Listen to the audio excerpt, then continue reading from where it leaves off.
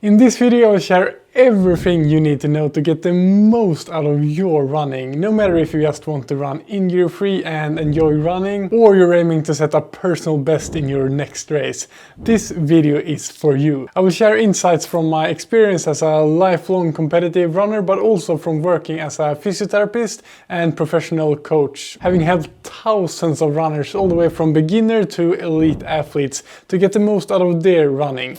At the video timeline you will find chapters to all of the different things I will talk about, so feel free to jump around to the sections that interest you the most, or watch or just listen to the whole thing to gather all of the knowledge you need to take your running to the next level. Let's start with some general advice and the most common mistake I as a coach and physiotherapist see all of the time. And I've had to learn about many of these mistakes myself the hard way. If I knew the things I will be talking about today 10 years ago, I would have been a way better runner today.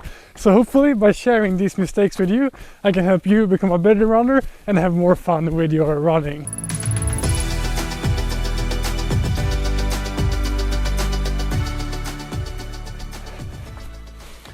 Okay, so if you want to become a better runner, stay injury-free and have more fun with your running, I would say that the far most important thing to think about is to have a slow and steady progression in your training load. Meaning that you should never increase how long you run or the pace you run at too fast, because that will increase your risk of an overuse injury a lot. And this is something I've had to learn the hard way myself, and I made this mistake way too many times when I first started training more seriously. Especially if you're an ambitious person and everything is going good in your training, it's so easy to increase your training load a bit too fast. And I've said this many times before on my channel, but it can't be said enough that our bodies are truly amazing at getting strong at whatever we do, but it often takes a bit more time than we have patience for. But if you manage to slowly increase your running over time, you will be amazed by how much you can improve and how much running your body will be able to handle. I mean, for the longest time I was constantly getting running injuries, and I didn't think that my body could withstand that much running. But last year I managed to finish a pretty extreme 100-kilometer ultra marathon without getting injured. And this development, I would say, is thanks to many years of a slow and steady progression in my training. So how fast can you increase your training? There's really no black and white answer to this, but a common rule of thumb is that you should at least never increase your weekly running volume more than 10% at a time.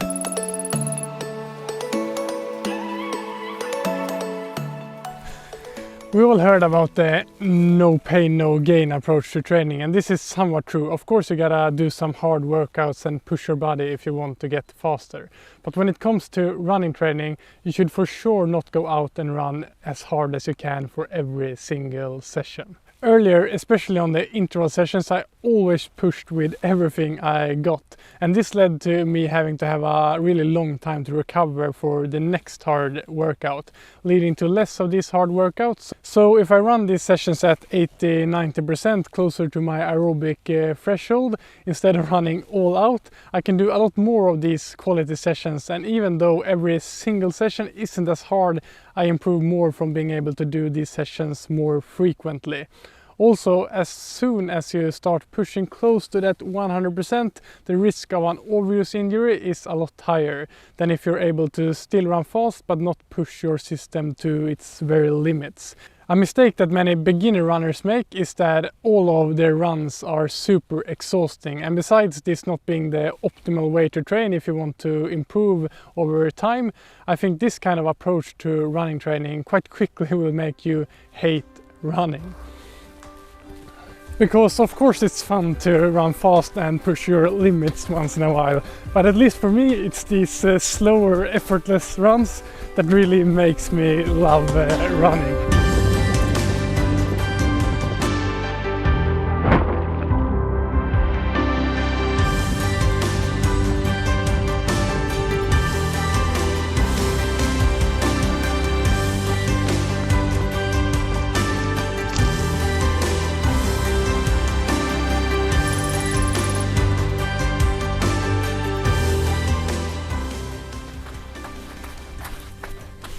This next point goes a bit hand in hand with the first two ones, because if you don't have a slow and steady progression in your training and run really fast on all of your sessions, both of these things will go out over your consistency.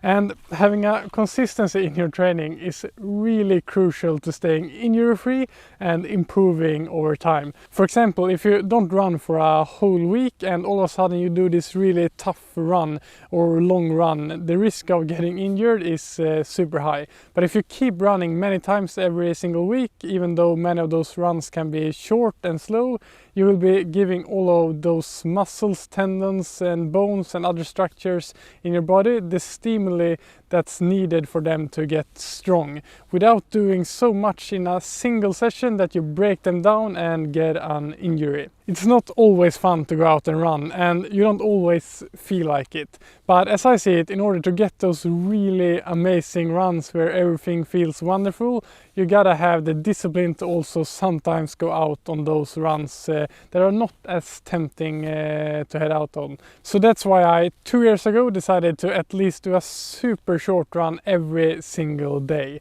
And I have never had so little injury problems after I started this habit. But with that said, it's important to note that when I started this, I had already ran a lot for many years. So it's not something I recommend to someone starting out. Then running every single day will probably be a too steep of a progression. But maybe try to run at least 3 to 5 times every single week, no matter what, and just keep that consistency. And I promise you, if you manage to keep a good consistency in your training, you will have a lot more fun with your running and you'll get a lot more out of it.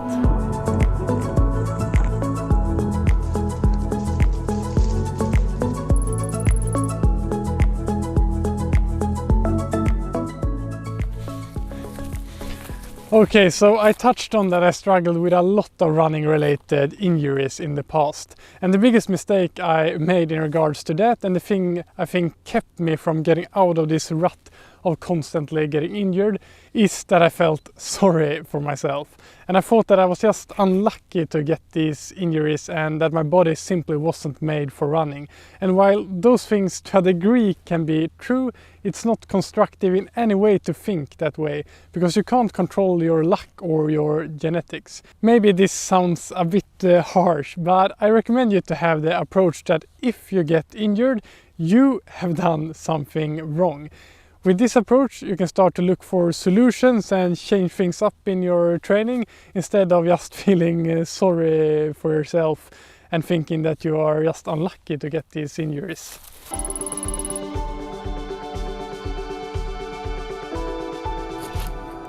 This last point is a really important one, especially if you're a highly ambitious person. I have way too many times neglected the signals that my body is sending me.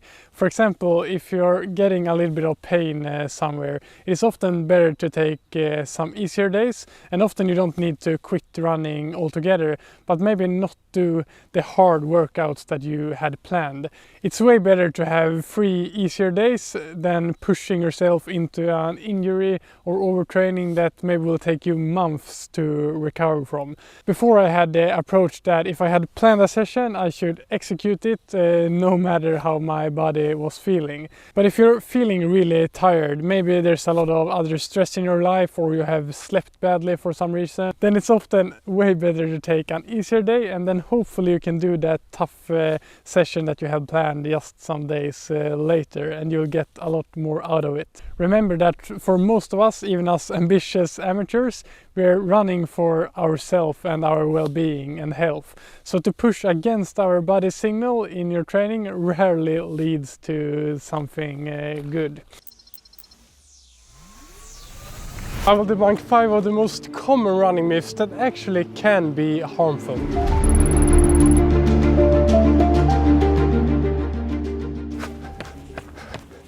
That is my running technique, and I guess it looks okay, but I still think many people would say that I should change a lot of things. But here's why I think they are wrong. When it comes to running technique, the internet is filled with self-proclaimed gurus who claim to have all the answers. I'm both a running coach and physio, and in my profession there's a lot of people saying that they know exactly what a certain person should change in their running technique. But there has actually been done a study where 121 running coaches all the way from high school level to an international level were given videos of 5 runners running to analyze their stride. And the conclusion of this study was that the coaches were not at all able to say who was the most effective runner when it comes to running economy. What many people seem to forget is that there's a difference between a running stride that looks good and an effective one. And all of us have unique body compositions, which means that a stride that is optimal for me might be very uneconomical for you. And even though a running stride doesn't look super aesthetic, it might be the optimal stride given that person's unique anatomy. There are thousands of exercises and drills made for improving your running technique, but still there's no evidence supporting the benefits of doing that. What has been proven to actually improve your running economy and technique is to simply run more. A study proved that new runners that were given no drills, instructions or feedback on their running technique still improved their running economy a lot from just running more.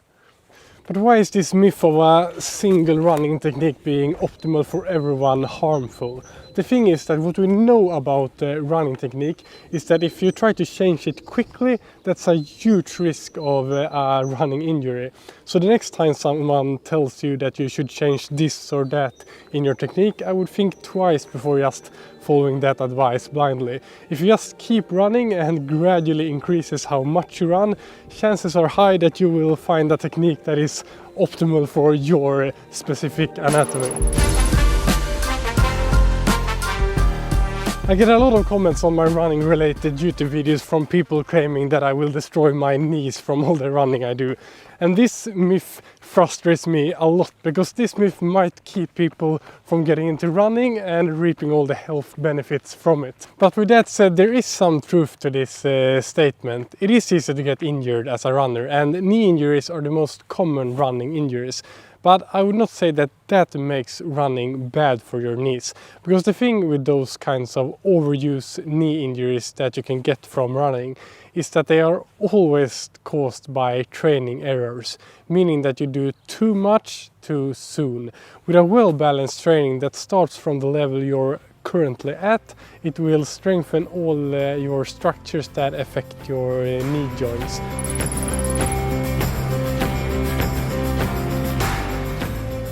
Some people are really elitist when it comes to who gets to call themselves a runner. And I think this is harmful because it is a good way to get people to not want to try out running. If you ask me, no matter how fast, slow, long or short you run, you are a runner. And congrats on getting into this super healthy and natural way of training and moving your body.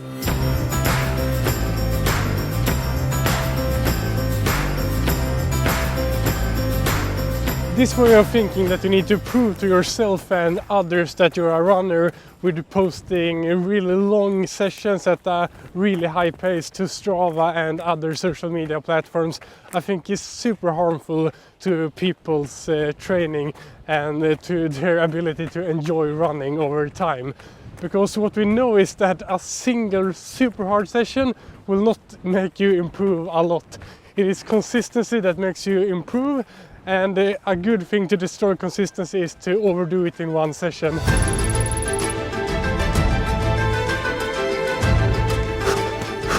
Yes, if you want to become as good runner as possible, you need to do some sessions where you push yourself a bit. But even the world's best runners run most of their runs at a pace that for them isn't hard at all. Most runners at the highest level have up to 80% of their runs at a pace that for them is super easy.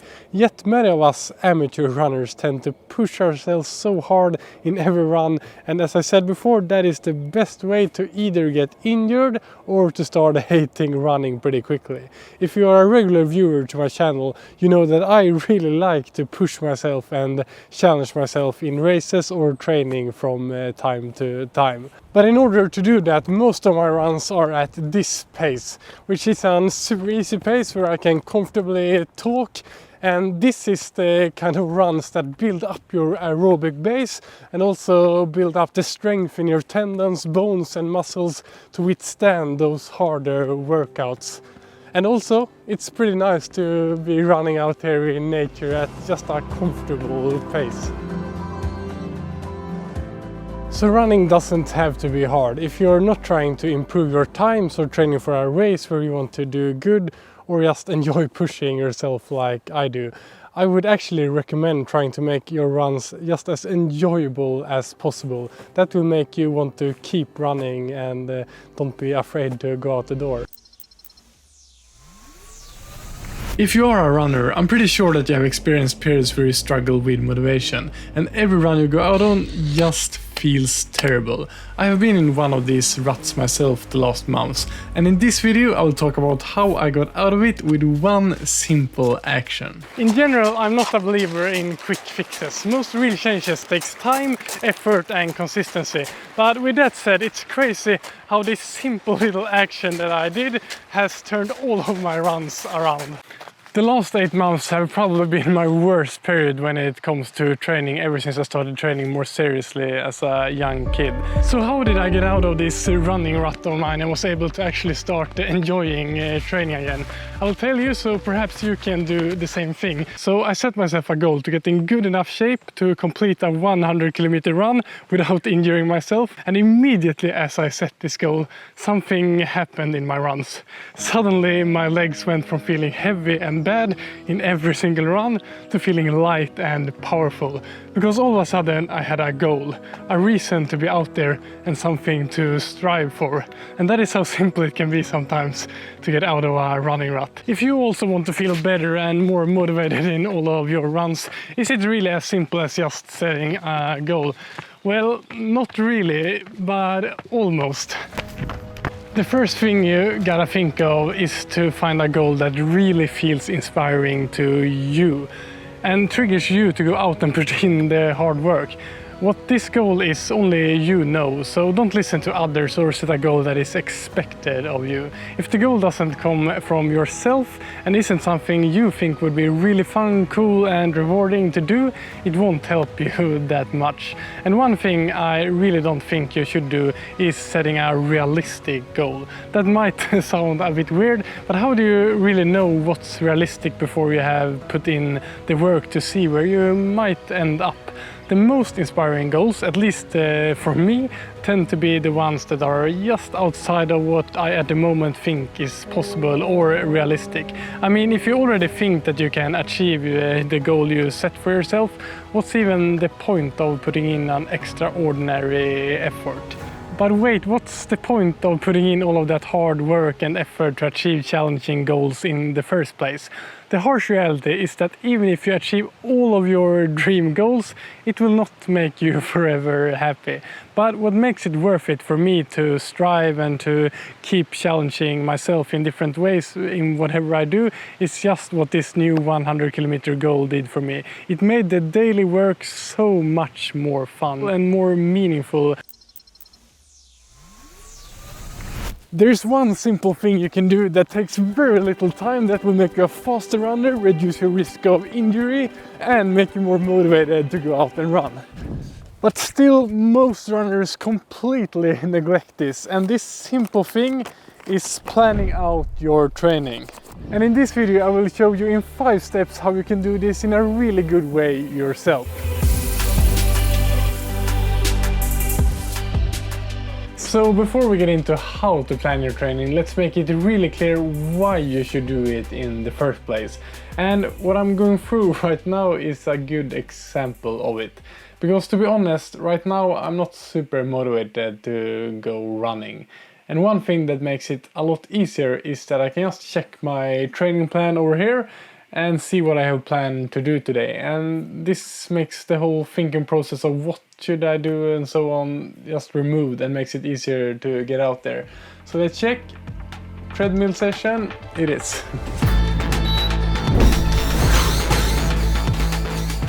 Of course you don't need to plan out your training, but if it is one thing that I as a coach and physio have seen help people take their training and performance to the next level, it is to start having a plan for their training and investing some time in thinking of how they should structure their training. Okay, I'm soon going to go in and show you my training planning process at the computer. But before I do that, I need to mention one thing. What is just as important as having a structure and a plan is to not be a slave to that plan and do whatever it says under all the circumstances. A plan is made to be adjusted and tweaked as you go, because it is really important that you listen to your body and adapt your training accordingly. Maybe everything works fine and you feel good during your runs and feel that you're progressing. Then you can of course keep following your plan and stick to what works. But there are plenty of things that can happen and probably will happen that will make you need to adjust the plan. And it's better to do it earlier than facing the consequences of not listening to your body. For example, if you're starting to feel sick, it's of course better to take an easy rest day than doing your planned hard workout for the day. Or if you, like me, have small kids at home, you might not get so much sleep some nights, and will have to adjust your training to things like that as well. Okay, so if we have clear goals, know the importance of a slow and steady progression, and know to not be a slave to your plan, then it's time to start planning out your training.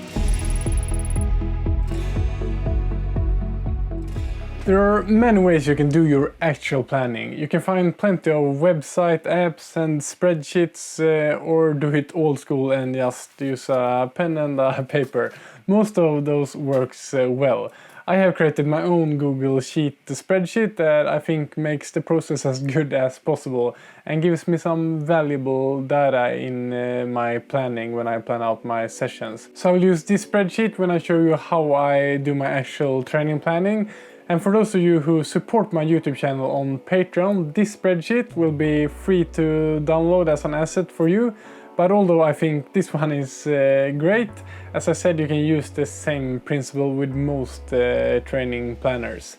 So this is what my training planner spreadsheet looks like. And here in this column I get an overview over the whole year, where I can start putting in the races I plan to run and other main happenings to get a good overview over the different months. But over here in this column is the main training planner, where I basically plan out all of my training sessions. So what I usually do is that I plan out 1 month at a time.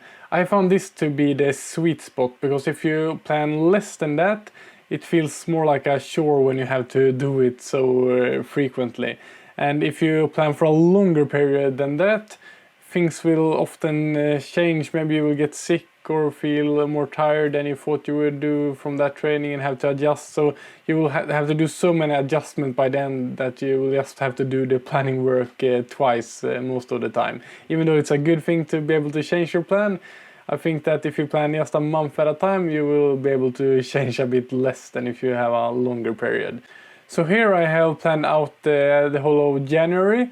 In these columns I just described the training sessions, and here I wrote how many minutes the training session should be approximately in the different heart rate zones. And in this column far to the right I have made the sheet do some calculations to give me a good overview of my training. This first one is just the total time of training in hours.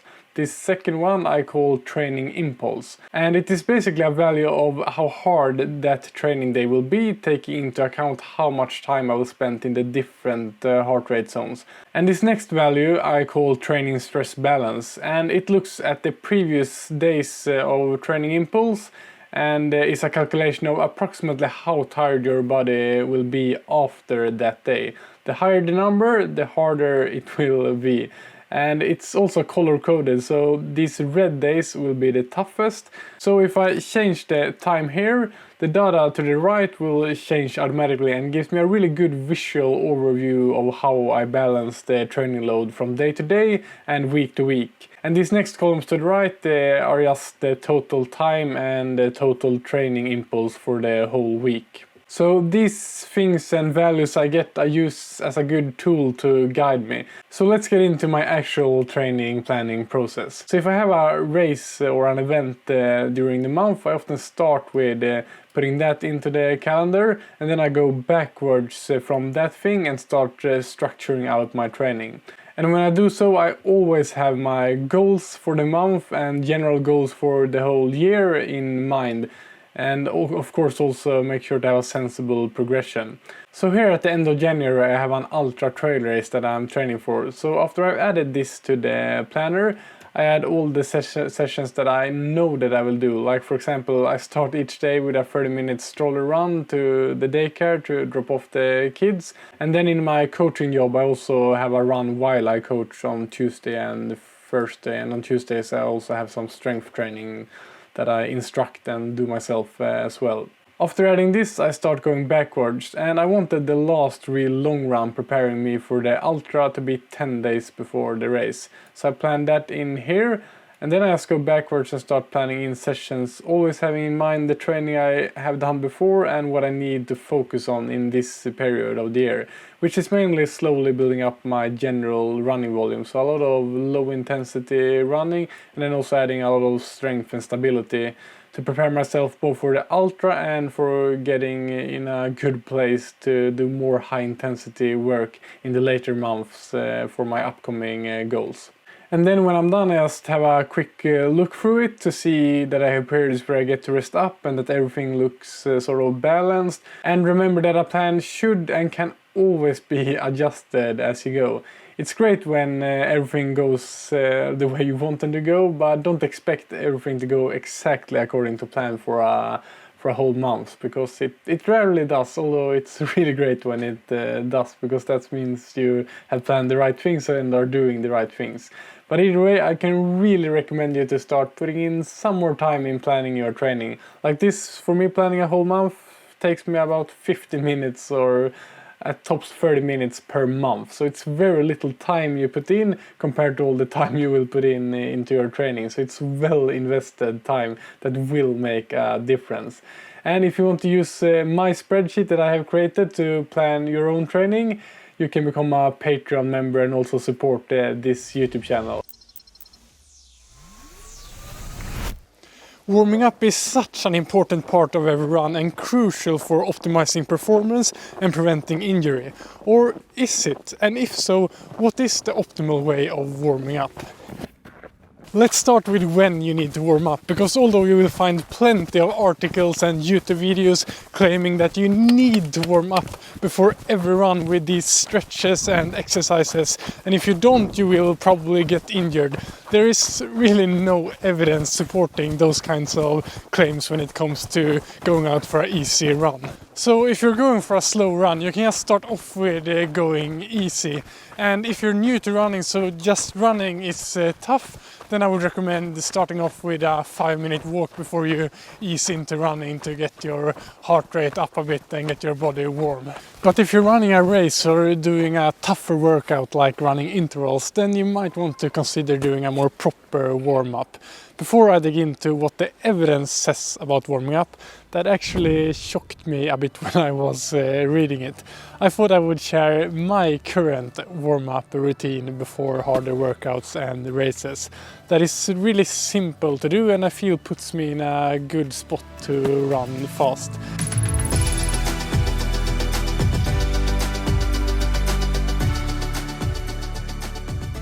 I start off with just running easy for 10 to 30 minutes, for most workouts around 10 minutes, but for shorter races where I need to start super hard, I'm closer to those 30 minutes.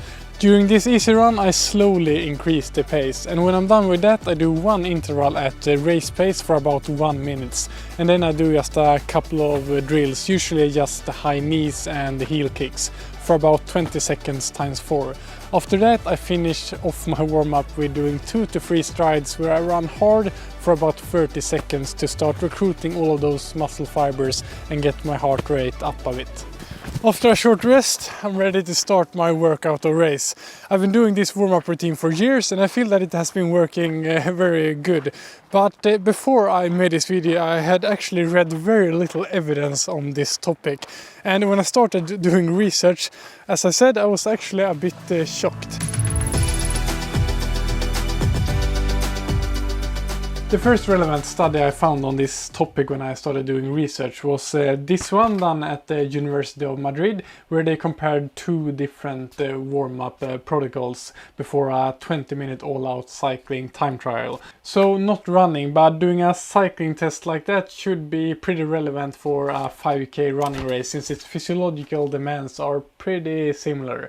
The first warm-up protocol that the cyclist got tested on was just easy cycling for 10 minutes at 60% of max effort. The other warm-up they did was 5 minutes at also here 60% of max effort, but then it was followed by 3 all-out 10-second sprints. In the study they found no performance difference with the two warm-ups.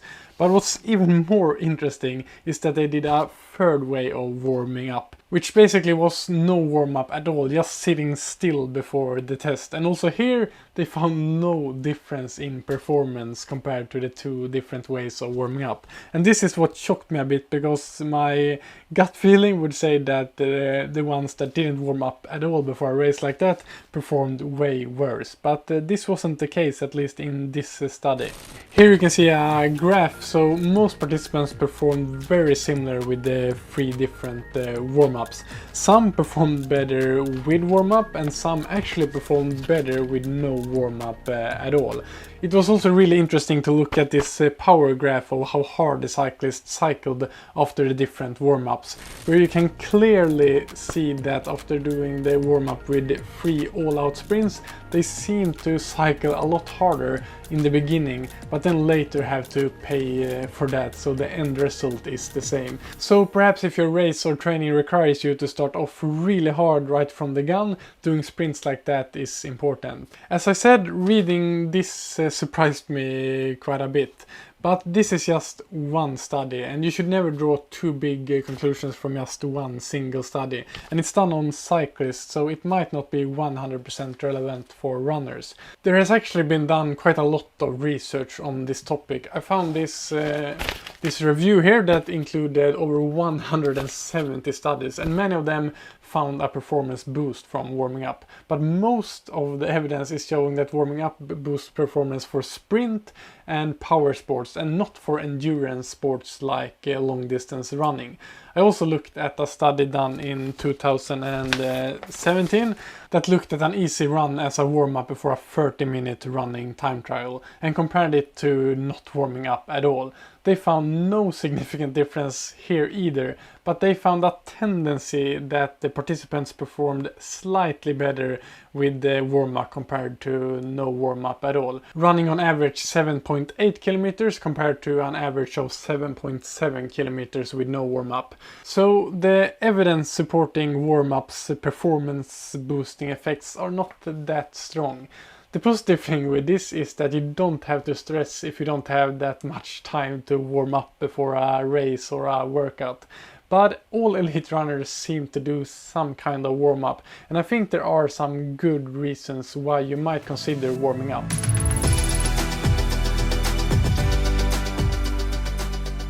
First of all, I think it feels good to start off easy and not go all out from the start. And if the training is more enjoyable as a whole, the likelihood of you doing more of it gets higher. The easy running you do during the warm-up isn't wasted training either. If you warm up before every workout, that adds up and becomes quite much time running over months or years. And if it's one thing we know is that higher training volume corresponds with becoming a faster and better runner over time. The last reason to why I like doing warm-ups before harder workouts, and especially before races, is to get my head in the right mindset and use the warm-up time to think through the workout or race, so I feel mentally ready to start pushing hard right from the start. After my research and reading all of this, I think this is one of those cases where you will not find evidence proving that this special super quadruple warm-up routine is optimal for everyone and will make you run faster and with no injuries, even though you will find plenty of articles and YouTube videos claiming that they have the perfect warm-up routine to run fast and injury-free, which I can understand is appealing to people, because sometimes it's a bit frustrating that you don't get clear answers on things like this. But as a coach, physio and athlete myself, I also think that is what makes it fun and interesting, because our bodies are so complex and we're all different, and we need to try things out, hear what others do, and together with the evidence that's been done in the area, draw conclusions of what you believe in. As a physiotherapist, helping people to stay injury-free is of course really important to me. That's also why it's so frustrating seeing so many runners focusing on the complete wrong things when it comes to injury prevention and neglecting the real key to injury-free running. That is what this next section is all about. Over 50% of all runners struggle with at least one injury per year. But it doesn't have to be like this. I'm going to take a wild guess that you watching this have some experience with running related injuries. And then you know, just like me, how frustrating it is not being able to do what we all runners love to do, to run. As a coach and physio, I see most runners focusing on the wrong things when it comes to avoiding running injuries. I myself went from being constantly injured to running extreme ultra marathons and running every single day for 4 years. And that is because I started focusing on the one thing that really matters to stay injury-free. To explain this, I'm going to show you a pyramid. The bigger part of the pyramid, the more important and bigger difference it makes when it comes to injury prevention. So at the top here, this small part is something you really shouldn't put your main effort in to stay injury-free. But both as a running coach and physiotherapist, I have so often seen people putting the main focus on these things, which is so frustrating, because if you put the same effort, time and resources into this bigger part of the pyramid, I really believe that many running injuries could be prevented. Okay, so what are these things that you shouldn't focus too much on?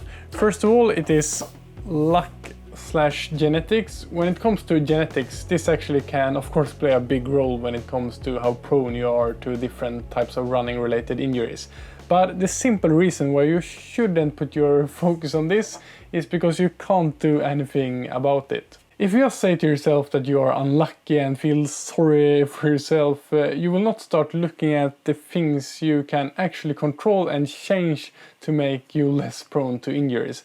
I myself was in this camp for way too long, being frustrated, seeing some of my training buddies doing the same training as me without struggling as much with injuries as I did. But as soon as I stopped with that kind of comparison and instead started looking inwards at what I can control and what I can change, it made a huge difference. The second thing you shouldn't focus all your time, money and efforts into is quackery and different weird treatments. And the sad thing about this, being a health professional myself, is that many different therapists focus so much on different passive treatments that they make the runner believe they have to do to stay injury-free, with no real scientific evidence really backing it up whatsoever. Which is great for the business of the people doing it, but of course terrible for the runners who are kept away from focusing on the things that actually would make a real difference. The next thing is different tapes and braces, which can play an important role. For example, if you really easily roll your ankles when you're out running on trails, taping your ankles can really help prevent that. But many people focus way too much on different things and gadgets that most of the time have no evidence they actually help. The next one is a bit the same. It is about flexibility, and if you Google how to stay injury free, there are so many that just blindly advise you to stretch, but still there is no evidence supporting that general stretching and being more flexible actually makes you less prone to running injuries. On the opposite, being stiff in some tendons and joints is a natural adaptation to running training and makes you a more efficient runner and less prone to injuries. But with that being said, for some runners it can of course be good with some mobility work. And if you have specific problems, mobility training can play an important role in reducing your injury risk. So these 4 things should not be your main focus to stay injury free. But as I said, I still see most people putting their main effort on these things. Let's instead move directly to talking about the biggest part of this pyramid, the thing that actually makes a huge difference for injury prevention and also development over time as a runner. The number 1 thing you should focus on to run injury-free is load management, simply meaning not doing too much too soon. And this is easier said than done. Although most runners know the importance of having a sensible progression, it's the main mistake all of us do. And some, like me, have done it way too many times. To do this right, you have to prioritize some time and effort to plan out your training and also monitor it. And you can't just focus on how much and how long you run each week, because how hard these runs are also weigh in on your overall load and the toll your muscles, tendons and bones have to deal with. As mentioned, a really important thing to focus on to manage your training load is actually put some time and effort into planning out your training. And there are no black and white answers on how much you can progress your training over time, since all of us are different and have different backgrounds. So part of your journey as a runner is getting to know your own body and know how much it can tolerate. But a good way to think when you're planning out your runs is that it is much better to do it like this, spreading out your runs, doing short runs more often than doing one extreme long and tough session. Let's move up again on the pyramid and look at these 2 things. Because although training load is the most important thing and should be your main focus, these 2 things also really make a difference when it comes to you staying injury free as a runner. Strength training is often talked about and focused a lot on when it comes to injury prevention for runners. But when looking at the science literature, there has actually not been that convincing evidence when it comes to if it actually makes runners less prone to injuries. But last year this good study came out that was actually done by an old classmate of mine, Pia Desai. She and her team did a study on strength training to prevent injury, including 433 runners and splitting them into 2 groups. One control group with no added strength routine and one intervention group that did a strength and foam rolling routine twice a week during an 18-week period. And when looking at those in the intervention group that actually followed through and did these exercises, they had an 85% lower risk of sustaining running-related injuries. So these are huge findings and actually provide some good evidence that strength training makes a difference when it comes to injury prevention. Now let's talk about the last piece of this pyramid that also is so important not to forget.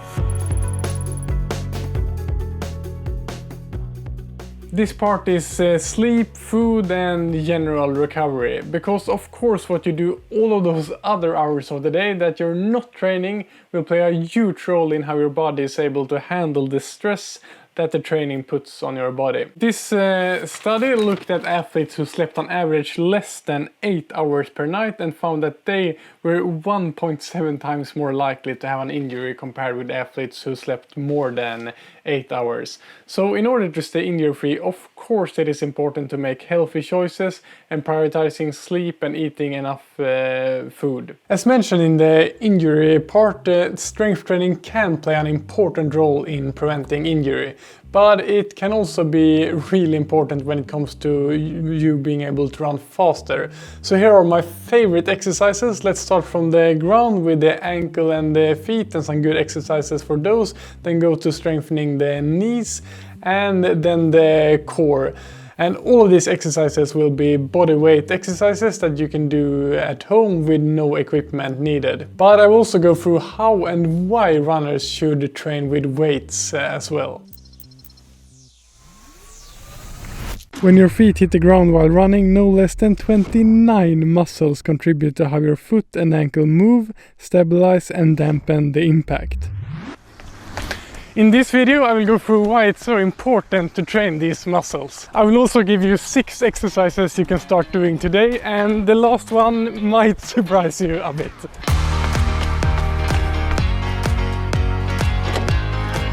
Before we head into some great feet strengthening exercises, let's make it clear why you should even care about having strong and functional feet and ankles. After hearing what I'm about to say, it may increase the likelihood of you doing some of these exercises. First of all, as mentioned, the feet is the first part of your body that hits the ground when you're running. And the muscles and tendons of the feet work together both to soften your landing, leading to less impact and reduced injury risk. But those muscles and tendons also work as a spring to return some of that energy into your next step and repel you forward, so you can run more efficiently and, simply put, faster on the same effort. Okay, so that all sounds really good in theory, right? But is there actually any evidence to support that doing specific foot training actually reduces your risk of a running related injury? There has actually been done a new study on this topic that showed some super interesting results. Tadej et al. Did this study where they split 118 runners into 2 groups. The intervention group got some different foot strengthening exercises to perform 3 times every week. They followed up both of these groups for a full year and let them report all running related injuries. And after a year they found that the group that didn't do any of these foot strengthening exercises had a 2.42 times higher risk of getting injured. Another thing that was very interesting in this study was that it seems that there is no quick fix to do these kind of exercises, because after 2 months the exercise group only had 2.75% less risk of getting injured, and that then grew to a whole 18.39% less risk of getting injured after 12 months of consistently doing these kinds of exercises. So it seems like it's a good thing, if you want to enjoy your running with less injuries, to focus a bit on foot strengthening. Let's go through 6 exercises you can start implementing to your training today. But before we do that, as with everything when it comes to training, if you want to start implementing these, make sure to not do too much too soon. I will give you an example of how many repetitions and sets you can do for each exercise. So maybe start with half of that, and then over a couple of weeks build up to the full recommendation. And based on the study I talked about earlier, I would recommend trying to get these kind of exercises in 3 times a week for about 20 minutes on each session. But I also want to say that it's way better doing it for 10 minutes once a week than not doing it at all. Another thing that I should mention in all of these exercises is that you should do them without shoes, which makes it easier to activate all of those small muscles within the feet. The first 4 exercises I will show you come from the program used in the study I mentioned, and the last 2 ones I will show you are my favorite ones. The first exercise is called feet tapping, and it's aimed to mainly strengthen the muscles that go in front of your lower leg and over your foot.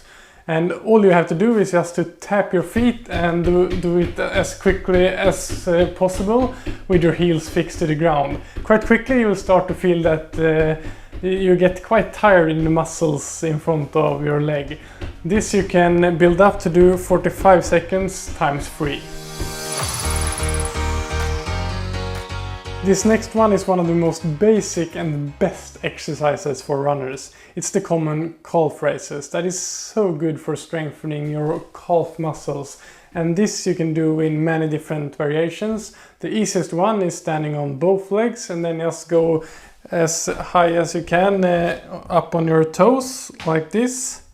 And then you can go quite quickly up and then slowly down to break and use the muscle on your way down. And then if you want to make this exercise a bit tougher, it's easy to just do it on one leg instead of both your legs. And these calf raises you can build up to doing 45 seconds times 3. The next exercise I will show you, you do while walking, and it's for strengthening those small muscles within your feet that controls your toes. So what you do is that each time your foot hits the ground, you grasp your toes, and as you slowly walk you keep them grasped until you lift your feet off the ground. So each step you should take about 3 seconds. Then you keep walking around like this, and this exercise you can build up to do for 1 minute times 3. The next one is really similar to the last one, but sort of opposite. Instead of grasping your toes, you spread them as much as you can each time your foot hits the ground when you're walking. Also here you can build up to do it for 1 minute times 3. The next exercise I will show you is, as I mentioned earlier, one of my favorite exercises for working on your general stability as a runner. And what I like about this one compared to the earlier ones I showed you is that it's more of a complex movement, which makes it not only good for those stabilizing feet muscles, but basically for your whole body. So what you do is that you stand on one of your feet like this with a slightly bended knee, and then you just simply try to imitate a running stride with the rest of your body. So it should look something like this, and this isn't that difficult for most people. So what you do then is that you simply just close your eyes like that, and then you will immediately feel that you really have to start working on those stabilizing feet muscles and also your whole core and your whole body to keep a good position. And it's okay to lose balance, then you just use one of your legs to find balance again and then keep at it. And as you stand here trying to find your balance as good as possible while maintaining this running stride with the rest of your body, you will quite quickly start to feel that it burns in your lower legs, and also your whole feet are working a lot to stabilize your body. So that's a real favorite of mine that I really recommend you to do. And this one you can also do for 1 minute times 3 on both of your feet. Those are the first 5 exercises, which are all great, and even for me filming this video it has motivated me to do a lot more of these. But there is one big problem with all of those exercises, and it's quite simply that they are pretty boring to do. Although I'm a physio, I'm the first to admit that those exercises are not super fun. And if you remember from the study, it showed that you gotta do this consistently and quite often for a long time to reap all the benefits. And for some of us it can be hard to motivate us to do these kind of exercises that aren't the most fun to do. Most runners just want to run, and as long as you don't have any injury problems, you don't want to spend a lot of time doing boring strengthening work. Although you probably know it's good for you in the long term, and that it can help you to run more and faster. That's why this last exercise I will show you is super fun to do. And it's called slacklining, and you basically just walk on one of these slacklines trying to stay in balance. Besides strengthening your feet and ankles, you really need to work with your whole body's stabilizing system and all the muscles from your neck down to your feet to stay in control and balance on one of these slack lines. One downside to this exercise is that it's a pretty steep learning curve until you get the hang of it and can walk for a longer time on this. But even those hours you will spend learning to walk on a line like this, you will get a great workout then as well. So yeah, I can really recommend this, and it's so much fun learning a new skill. And even though you fall down sometimes, it's super rewarding when you find the control and can stay in balance for a longer period of time. And of course, another downside is that you need to find a couple of good trees to mount it on, and of course you need to have a slack line as well, but these are actually pretty cheap. They can be found for around $30 on most stores. So if you want fun and really good ankle and foot strengthening, this is a high recommendation. The knee has to deal with a lot of impact when running, so having strong and stable knees are essential for running fast and injury-free. In this video I'm sharing my 5 favorite knee strengthening exercises that you can start doing today without any equipment needed. And the last one might surprise you a bit. And this exercise that I'm doing right now is not one of the 5 exercises that I will be showing you today. But if you do the types of exercises that I will be showing, you will not only be able to run more injury-free and faster, you will also be able to flex with doing cool exercises like this. So let's just get into the first one.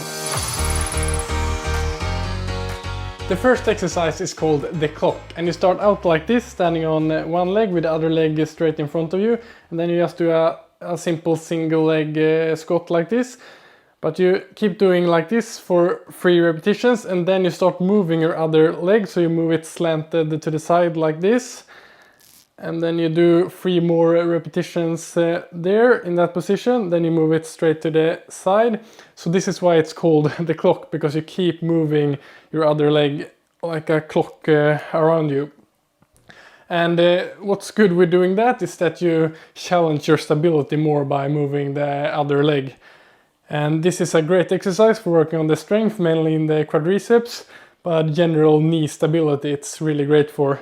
And then when you have moved almost all the way around, you finish off with having your leg behind you like this for the last 3 repetitions. And then when you have gone to that position, you can directly start with your next leg. And this exercise I recommend doing 2 to 3 times per leg.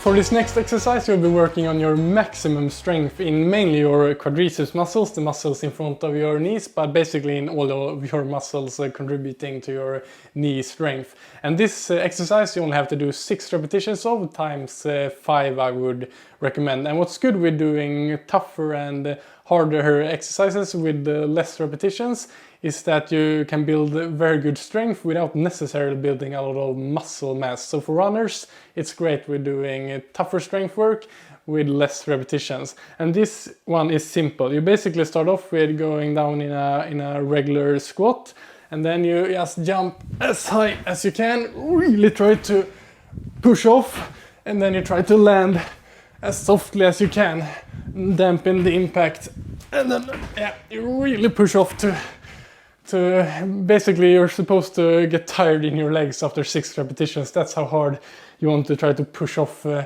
from the ground. And here you can allow yourself to take a 1 or 2 minute rest to really recover and be able to push maximum in the next set as well. And maybe you can alternate with doing some core strength work while you're resting to not waste that time. This one is a classic, and the regular way of doing lunges is that you just go like this, go down, push up, and then you keep alternating between the legs like this. But what I like to do to make it a bit harder and in my opinion a better exercise, you start doing the same thing, but after you have gone down on the first leg, you just keep working on that same leg. So you go down, push yourself all the way up, find the balance, and then you go down again and then try to break the impact going down. And this I would recommend doing about 30 seconds times 2 or 3 per leg. This one will work on your hamstring muscles on the back of your thigh, but also your glutes that are important for that push of phase of the running stride. So you basically just lay down on the back on the ground, and then you keep one leg completely straight and the other one you keep bent, and then you just push yourself up like that, using these muscles to push yourself all the way up. And if you don't want to take my word for this being a good exercise, you can check this clip where Eliud Kipchoge, the greatest marathoner of all time, is doing the same exercise. And this I would recommend you doing about 30 seconds of, and then switching out the leg. And I would recommend doing it 2 to 3 times per leg. Let's move out for the last and the most fun exercise. Of course, running is the most relevant way to work on your specific running muscle strength. And this exercise that I will show you now will really get you working on that maximum strength in all of your specific muscles that you need to run fast and injury-free. So for this one you want to find a steep uphill road. This one here will work perfect, I think. And what you basically do is to all-out short hill sprints of 6 seconds, which sounds really short, but you're really supposed to push hard. And this is not to work on your aerobic capacity. This is just to work on specific running strength. And what's good with doing this in a steep uphill is not only that you're able to recruit all of the muscle fibers and really work on the strength, it also allows you to sprint really hard without getting the hard impacts you would have gotten if you sprint really hard on flat surface or downhills. So let's just do the first rep here. And this you can do 5 to 20 repetitions of, depending on how hard you want the session to be. So there you have some simple, great exercises for strengthening your knee. In order to get all the power you put into each step to help you move faster forwards, it's important to have a strong core. In this video I'm sharing my 5 favorite core strengthening exercises that can help you run faster and injury-free.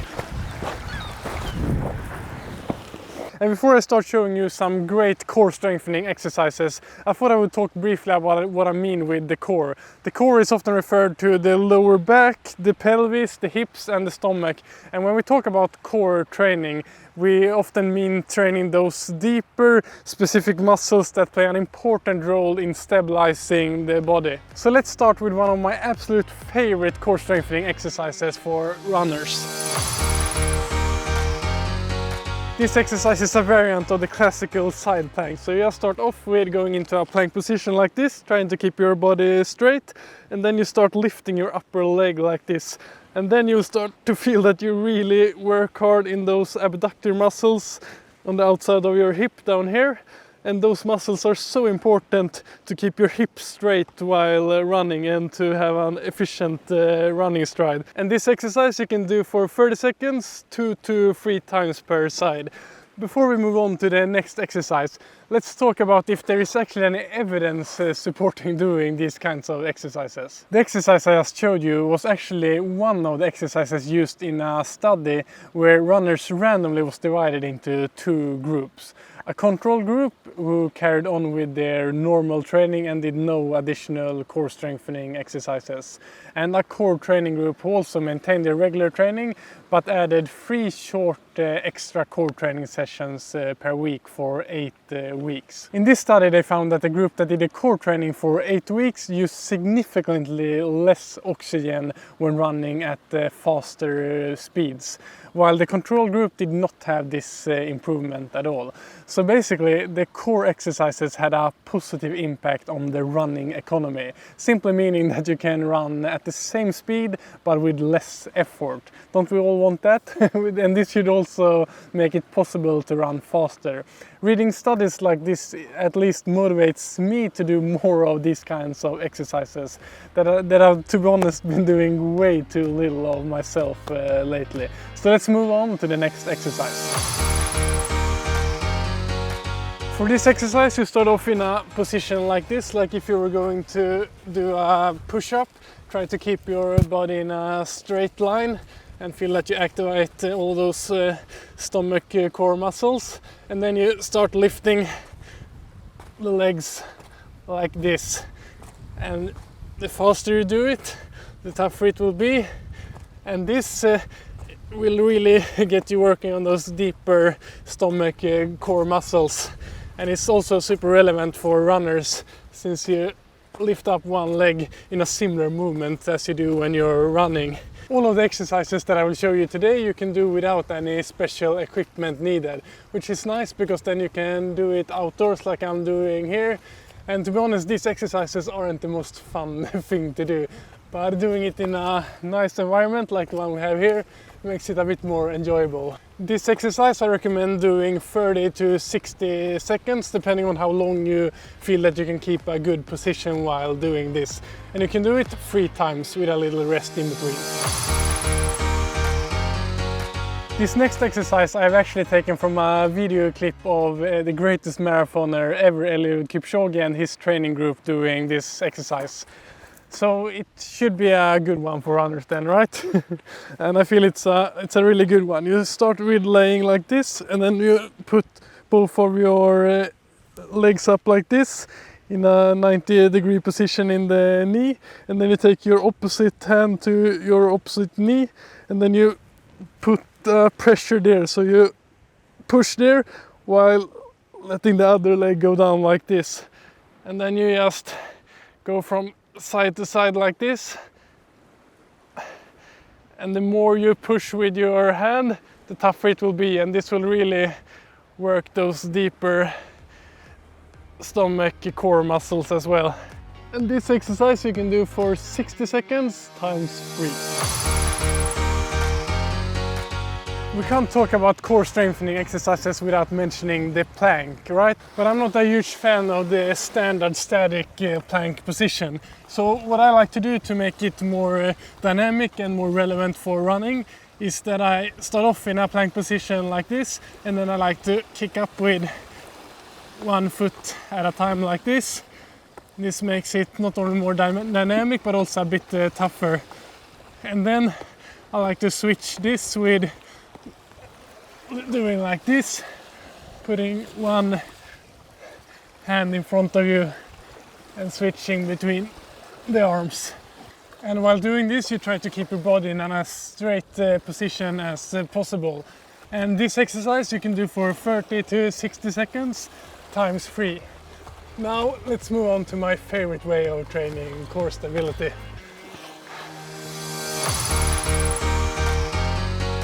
This last one is a bit unconventional and not often talked about as a core strengthening exercise, but I think it's highly underrated. We all know that running is the most relevant training for running. And of course, when you run, you will strengthen all of those relevant core muscles. And one way to do this even more is to run off-road in rough terrain.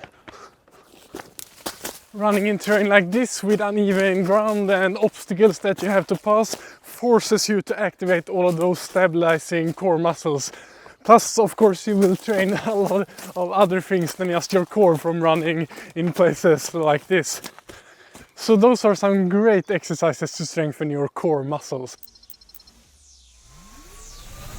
Should runners lift weights? Or is it a waste of time compared to spending that time running instead? I have gone through the evidence on the subject and I found it really fascinating what difference you can make in very little time spent if you manage to do it right.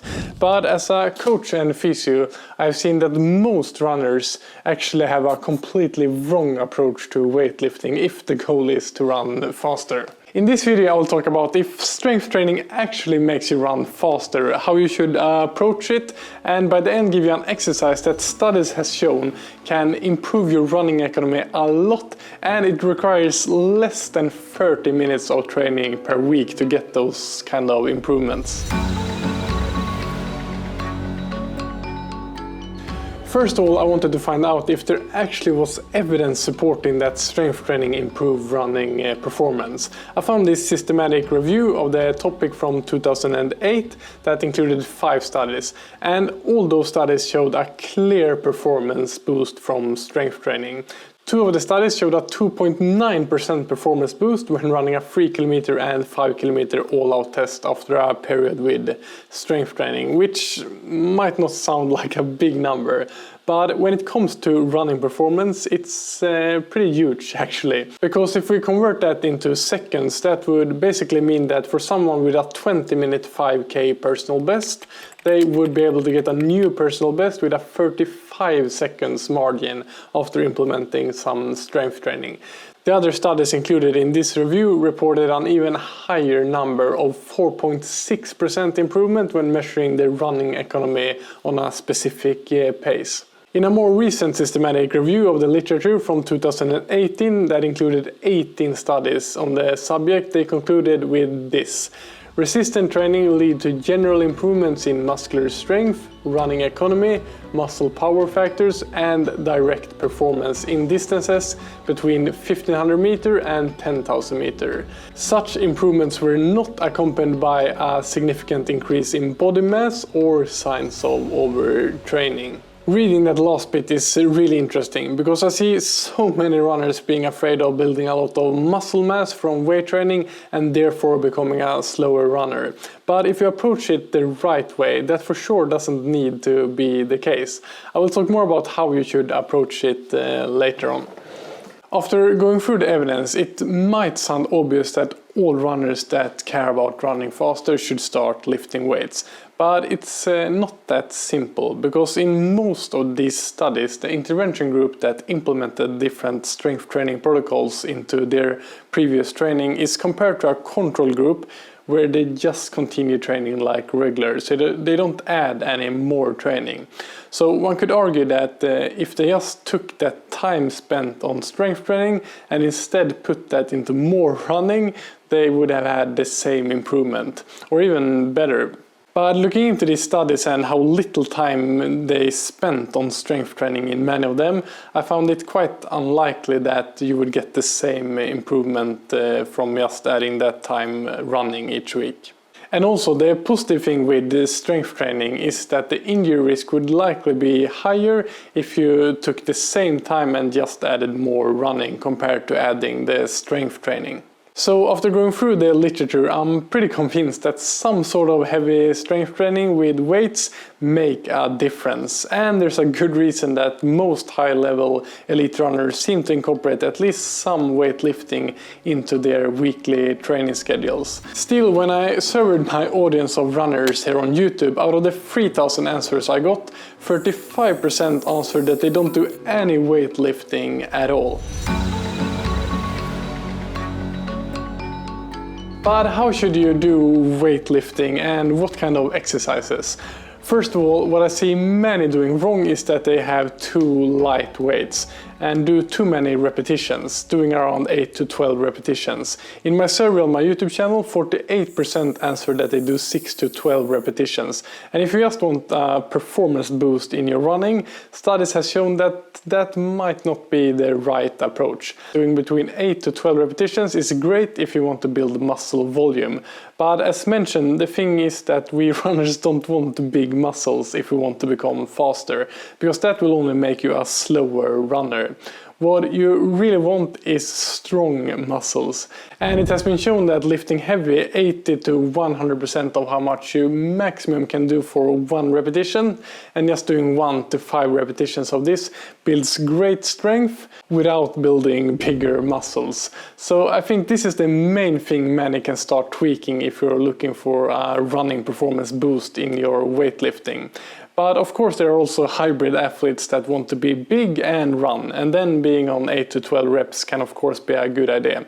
Another thing to think about when you start lifting heavy is to have proper technique to not injure your back and so. So it can be a good thing if you're new to weightlifting to start off with easier weights and just learn the technique before you start adding heavy weights that will really challenge you. Even if you just do 5 repetitions, it's supposed to feel really hard. Then you will get get a great strength boost in your running specific muscles. I will go into a specific really time efficient science-backed way you can train that I have used myself for several years, but in general the best way for runners to approach weightlifting is doing it as mentioned with heavy weights, few repetitions, and of course exercises that use your main running muscles, like different variants of squats. I found this really interesting study many years ago that I have based my own weightlifting off, and the reason I wanted to highlight this particular one is that they showed an incredible improvement of running economy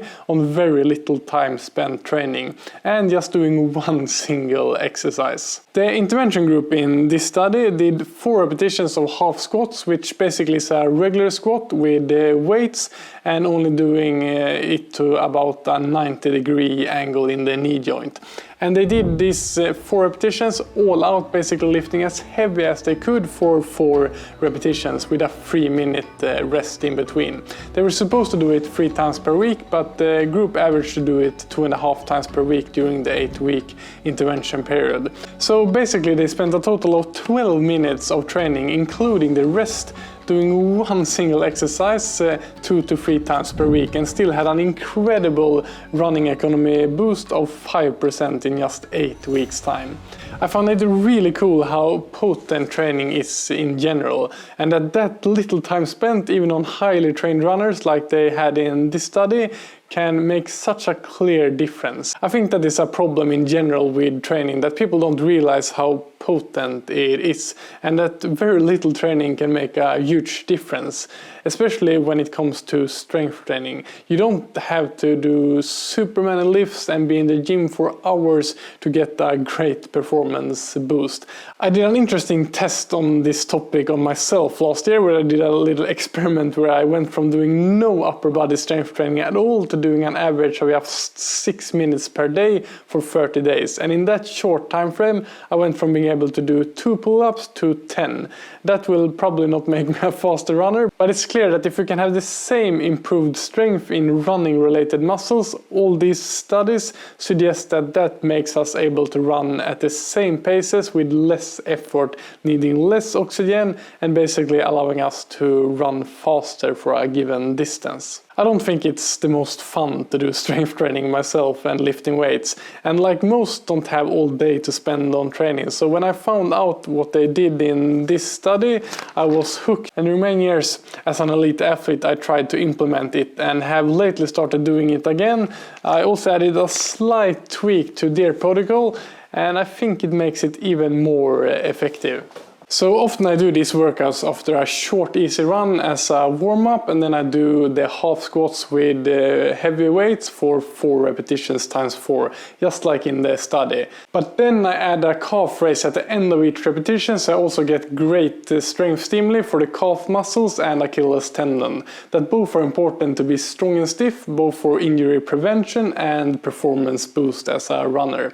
It would be really interesting to see a study that implements this small extra movement that basically takes no extra time. When I was done with my studies to become a physiotherapist, I looked for some more studies to take while I started my first job as both a coach and physiotherapist. And it was a pretty obvious choice for me to study more sports psychology, because both as a physio and coach and athlete myself, I have understood that nothing is more important than the mental side of things.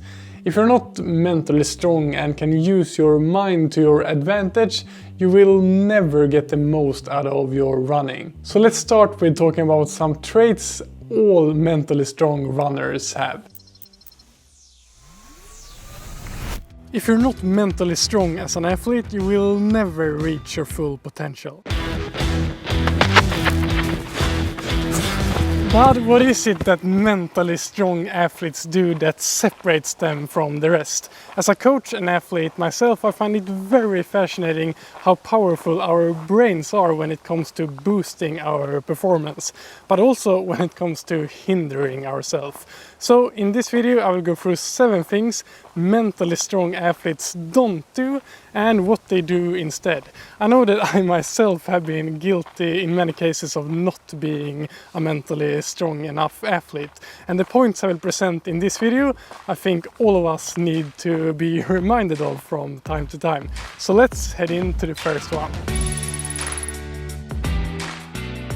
It's easy to fall into the trap of dwelling on the past.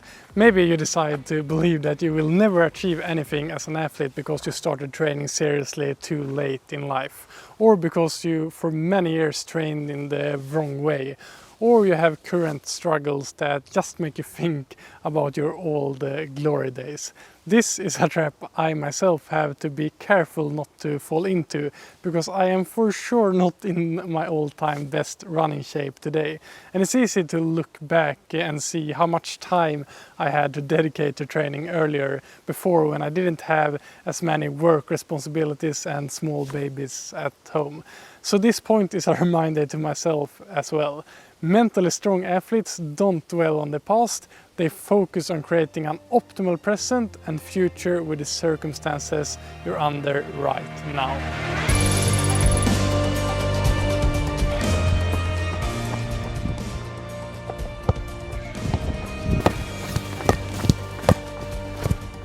Mentally strong athletes know that failure is a part of the journey and that you need to fail over and over again to reach your goals.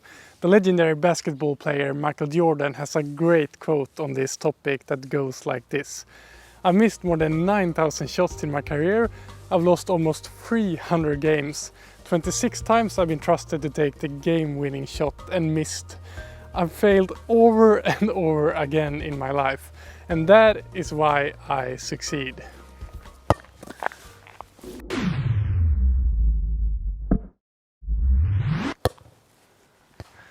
I have no ambition to become a great basketball player, but if I would, missing that shot would be a crucial part of training. Every failure is a chance to improve, and if you are too afraid to even take the shot, you won't achieve anything and won't succeed in anything you do. So the next time you fail with your ambitions, try to see it as one failure closer to success rather than a reason to give up your ambitions. For example, when making videos for this YouTube channel, I have made so many bad videos that have performed poorly and have been sort of a failure in a way. But without learning from making a lot of bad videos, I could never have grown this channel to almost 60,000 subscribers and had the chance to inspire many people. So this doesn't just apply to athletes. For whatever you do in life, mentally strong people accept that failure is a part of the journey, and they try to learn and grow with each failure, getting them closer to their goals.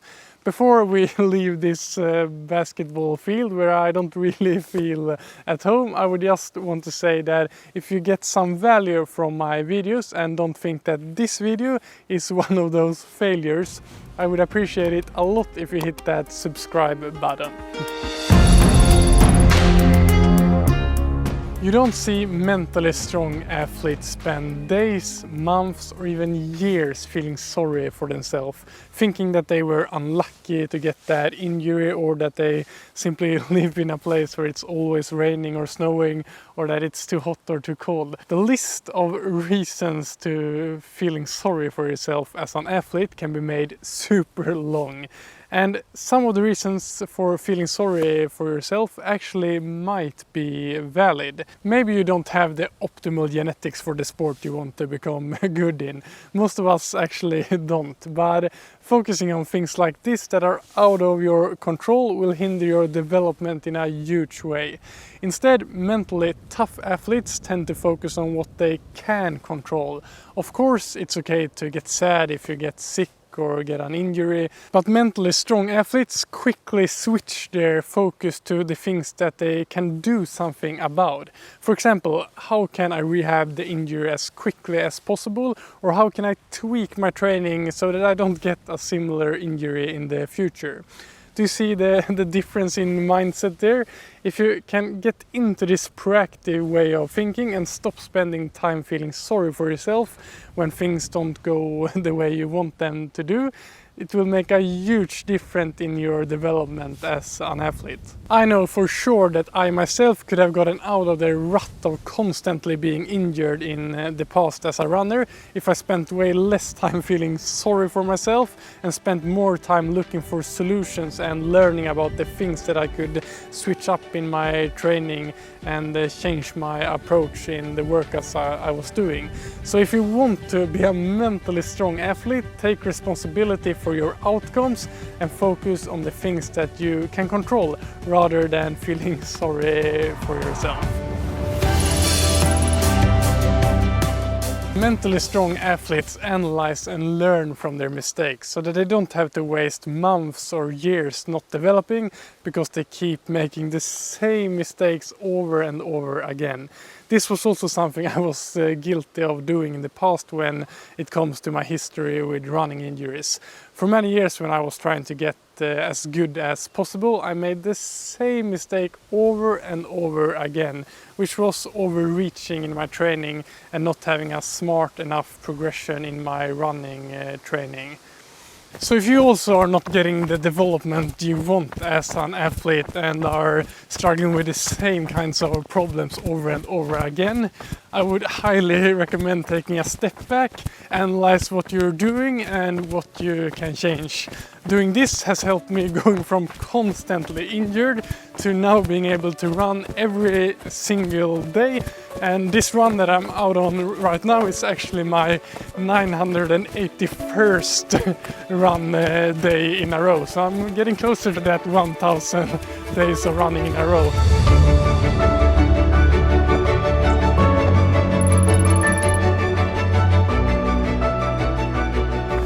Way too many give up way before they reach their potential because they don't think the results they want come fast enough. And especially as an athlete, it's important to have long-term goals over years and don't expect any quick results. When I was working as a physiotherapist, I often had patients coming to me saying that they had tried training or this and that exercise and it didn't work. But that's not really how training works. Some people do 1 or 2 workouts and expect some sort of results. If you're training for health reasons, it is a lifelong thing that doesn't have an end date. And to get real results, we're talking about months and years of dedicated hard work. People often overestimate the gains you can get from a couple of training sessions, but actually underestimates the results you can get from consistently showing up and doing good and smart training over years. Mentally strong athletes know that they will not get results from the training they are doing today immediately. So they structure their training so they can do it consistently over years, and these people achieve the most incredible things from years of dedicated hard work. Mentally strong athletes don't find excuses to not perform their best on race day. The best way to not get the result you want is to tell your brain on beforehand that you will not be able to do it because of this or that. Of course, your preparations haven't been 100% perfect. They will never be. And that's why you're doing yourself a huge disservice from focusing on the things that didn't go according to plan in your preparations. Because during the race or competition, as soon as things start getting tough, you will start thinking of all your excuses and make it okay for yourself to not give it your best all the way to the finish line. Before I head into my last point on this list that I think is one of the most important ones if you want to achieve great things as an athlete, I'm sure that you also have some great thoughts about things mentally strong athletes do and don't do. So I would love it if you wrote a comment down below about that so we can learn from each other in the comments field down below. It's easy to be so afraid of failing that you don't dare to set the goals that you really want to achieve. And one thing that is certain is that if you don't even dare to set something difficult to achieve as a goal, the chances of you achieving that goal are very, very slim. Mentally strong athletes dare to set goals that are on the edge of what's realistic, and this motivates them to work hard, and even if they fail with what they set out to do, they will end up in a way better place than if they didn't dare to go for something difficult in the first place. It's a cliché, but I still love the quote, "Shoot for the moon, even if you miss, you will land among the stars." This little thing right here has stopped so many great things from happening. It's only a centimeter tall, but still it can be so difficult to pass this threshold some days. And the worst thing is that all of us know that as soon as you take that one step outside, it's always worth it and you feel a lot better when you come home afterwards. So lately I've been really busy with work, with a lot of different projects that need to get done, and that means me sitting still here at my computer working through big parts of the day. And when I'm done for the day, I'm often super tired and I really don't feel like going out for a run. Although I know it's exactly what I need after a day like this, laying down on the sofa seems like a way more attractive alternative, and my brain is sort of tricking me to choose the easy way out without having to overcome any obstacles and still get some dopamine. So I try to make it easier for myself to go out on days like this. So that's why I have a 10-minute rule.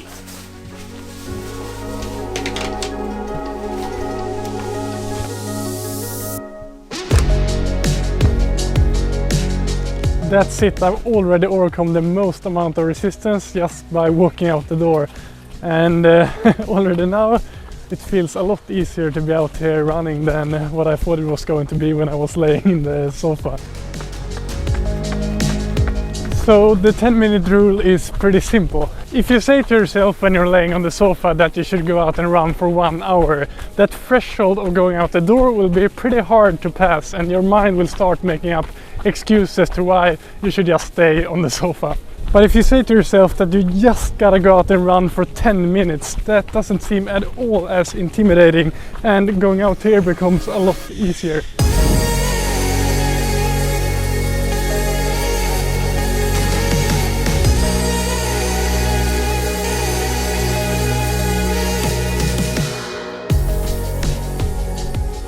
So I just got to 10 minutes on the clock, and as it often happens when I get to this point, I feel like running a little bit more, because I'm already feeling a lot better than I was doing when I was laying in the sofa, and it's a super nice autumn day out there today.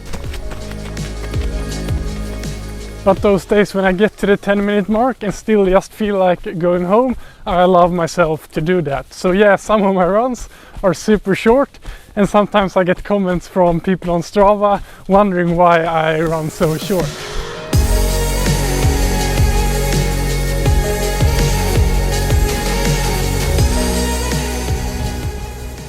But what those people who comment that don't know, and most probably don't do themselves, is that I go out and run every single day, and most days I go out twice during a day for a run. And I for sure believe that that consistency is a lot better than just doing one long tough run on a not so frequent basis. And I say that both from a physical and training and development aspect, but also on a mental aspect, because I for sure know that I feel a lot better now than I was doing 20 minutes ago.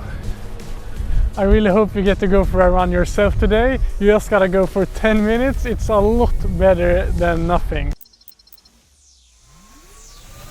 I used to dread the days where I had a tough training session planned, and although I knew these tougher workouts were so important to improve as a runner, I often found it hard to get out the door.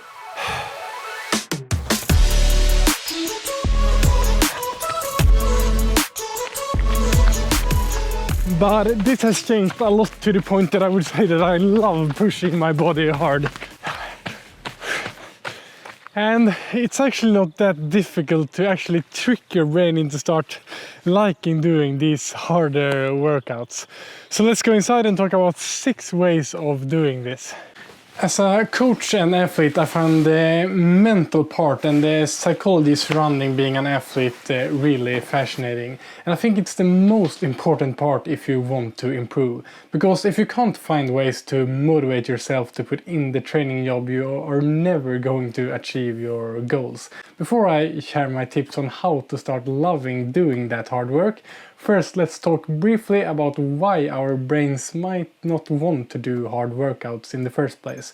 Our brains are wired to avoid discomfort and seek out pleasure, and that has been a great survival mechanism when we were hunters and gatherers, to make sure that we rested when we didn't have to go out and find food or defend ourselves.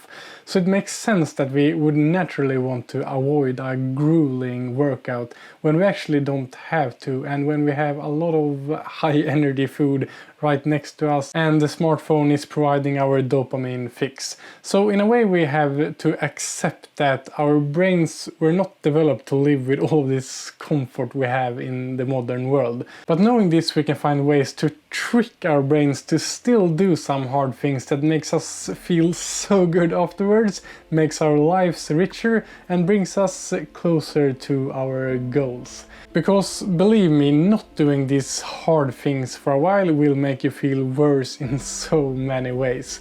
The last couple of months I have been sick a lot since our kids started daycare, and I haven't been able to do any hard workouts, and it had made me feel bad in so many ways. And this brings me to the first point on how to trick your brain to like doing hard workouts.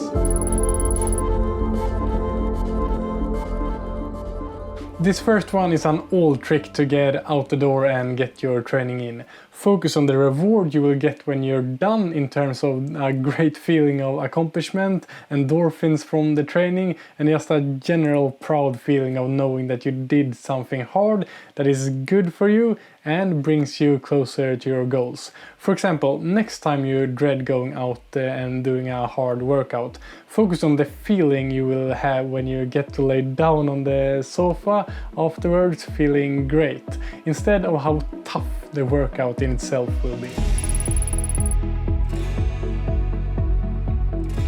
The number one reason that I think that I dreaded the harder workouts when I was a young, ambitious athlete was that my high ambition also made me think that all interval sessions and harder workouts needed to be as hard and grueling as possible. So I really pushed to the edge, both in terms of how hard I ran, but also when it came to the number of interval reps and so on. And some of the sessions truly were brutal. Besides that way of training making me need several days to recover from it physically, it was even harder to recover from it mentally, to soon enough do another one of these hard sessions. Nowadays I never try to kill my legs in the same way in training. I do more of those harder workouts closer to lactic threshold, and this allows me to both physically and mentally recover a lot faster. And although every single hard workout isn't as hard as it used to be, I can do so many more hard workouts, so it has still made me improve. This way of training, we're doing a lot of sub-maximal efforts in running closer to that lactate threshold pace, has been made famous by the Ingebrigtsen brothers the last years. And it has been talked a lot about the physiological advantages of this style of training close to your threshold. But I think the psychological effects of not suffering to the max in each hard workout is underrated. And it's a big part of why people following this Norwegian style of training can have such a great consistency and development over time. Studies have actually shown that the common easy running or cool downs most people do directly after a hard workout actually won't make you recover faster like many have claimed, but still most elite runners keep doing them. Besides the fact that those cool down jogs give you some extra miles, I think the most important part of doing this is to let your brain end the hard workout in a nice way, so you can remember that feeling before your next hard workout. So I really encourage you to do cool down jogs after your harder running, and run them just as slow as you want, if possible also in a nice environment, and mentally pat yourself on the back for the good job you put in, and try to remember that nice feeling of jogging around after a job well done. Preparation is the key to so much in life, and if we don't prepare well and make sure that all the circumstances that we actually can control are in place, it's pretty likely that we will have a bad experience from our harder workout, and we'll continue to dread those sessions. For example, make sure that you have eaten enough before the workout and not too close to it. Also, make sure to have your gear sorted out, maybe choose your favorite running clothes for your tougher workouts and a shoe that fits the occasion. All of these small things will increase the chances of you having a nice experience from the hard workout and give your brain a positive memory from it. This next point really makes a difference, and I think it's something rooted in us humans to like pushing ourselves alongside others. And at least I found that it's so much easier running hard when I do sessions with others. You know that moment in a race or hard workout where you want nothing more than to quit? Your body is screaming at you to slow down to relieve the pain. And often we do, but some elite runners has found some incredible mental hacks to keep pushing yourself through the pain, and I'm sure that if you implement some of these things in your next race or workout, you'll not only be able to run faster, you will also be able to make it feel less painful and more enjoyable. The first hack you can actually see me doing right now, and here you can see Eliud Kipchoge using the same hack. Can you guess what it is? Let's get into this video and I will tell you all about it. Eliud Kipchoge has dominated the marathon distance over the last decade, and being so consistently good at this brutal running distance, he obviously knows a thing or two about how he pushes himself to the limit. Still, you can never really see that he's in pain when he runs. On the opposite, you can oftentimes see a smile on his face while he is running on paces that most of us only can dream of. When asked about this, Kipchoge has said that sometimes he smiles during races to relax and work through the pain. And his strategy actually has some real evidence to back it up. This study right here is so interesting and says a lot about how big of a role psychology plays into sports performance. This study, published in Psychology of Sport and Exercises, found that runners who smiled when running used less oxygen, ran more economically, and had a lower perceived rate of exertion compared to when they were frowning, and also compared to those in the control group who just ran the way they usually do. The runners that smiled during the test were 2.8% more economical when smiling compared to when they ran on the same pace and had a look of pain on their face. It's often talked about that these modern carbon-plated super shoes gives approximately the same performance boost. And these runners, like myself, pay a lot of money for. So maybe it's worth trying to smile at some of the hardest points in your next race. And another thing that I learned from an elite runner and have found really helpful in those tough moments is this. One of Sweden's best runners ever, who at his best finished 4th at the World Championships, Mustafa Mohammed, said something really interesting in a podcast I heard a couple of years ago. And after I heard that, I have used it so many times in races and hard workouts, and also coached my athletes to use this mental hack when things get tough. And it is to ask yourself a simple question when you're struggling and feel like slowing down or quitting. And that question is, can I endure this pain right now, right here? And you might think, how will this actually make a difference? The thing is that most of the time when we slow down or quit, it's not because you can't endure the pain and uncomfort you feel right now. It is the thought of that you're going to have to endure this for a long time more. And that it's probably going to get worse as well. So if you can remove all thoughts of how to feel in 10 or 20 minutes and instead just be present here and now and ask yourself these simple questions. Can I handle this right now? The answer is often yes, and all of a sudden you have managed to keep the pace for 30 seconds longer, and if those thoughts of how long it is left start creeping up again, then you can just ask yourself this simple question once again. Try this in your next race or hard workout, and I promise it will help you with a mindset shift that will make you run faster. With Andreas Almgren, Sweden has finally got a world-class runner again. And just last week he ran a sub 13-minute 5K for the first time. But what I wanted to talk about was what he said in a podcast interview after the race. So he said this: it's easy to believe that elite runners just have positive thoughts, but it's always 10 times during a race like this where I just feel like I want to quit.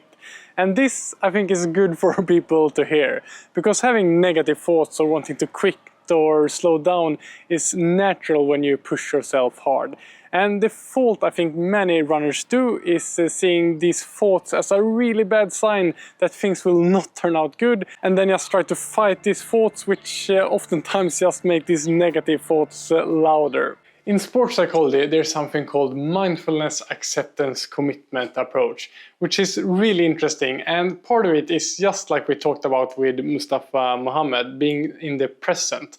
But also in the case of Andreas Almgren, accepting that these negative thoughts come without letting them affect your performance. So basically, when you have one of these negative thoughts popping into your head about how hard it is, that you will never be able to continue, just accept it and realize that it's just a thought and that it is natural to have these kind of thoughts when you push yourself hard. And after you have accepted it, try to focus on the current task and what you can do right here and now to perform your very best. This simple mind shift change to accept that negative thoughts will come has helped me a lot. And it is nice to hear that even super athletes like Andreas Almgren also has a lot of negative thoughts that he has to accept when running faster on the 5,000 meter than any Swede has ever done before.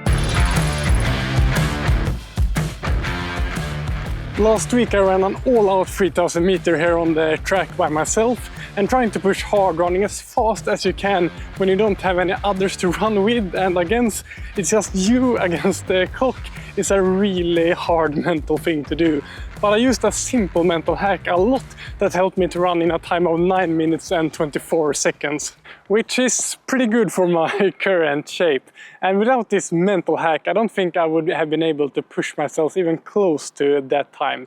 And this simple thing, once again, has to do with making yourself not think of everything hard that is to come. And how I do this is that I all of the time try to split up the race into shorter sections and goals. So first I just focused on hitting my planned time for the first lap, and then I just had this single lap in mind, and then it's not that far to go to 1000 meters, so I just focused on getting to that point, and after 1000 meters I just focused on getting to the halfway mark, and after 1500 meters it's not that long until 2000 meters, and then it's just 1k to go. All of the time I just continue like that in my head, and it's crazy how easy you can fool yourself, but this actually works. Try yourself during your next hard workout or race when you just want to slow down, to say to yourself that you just gotta keep running hard to that next lamppost or corner.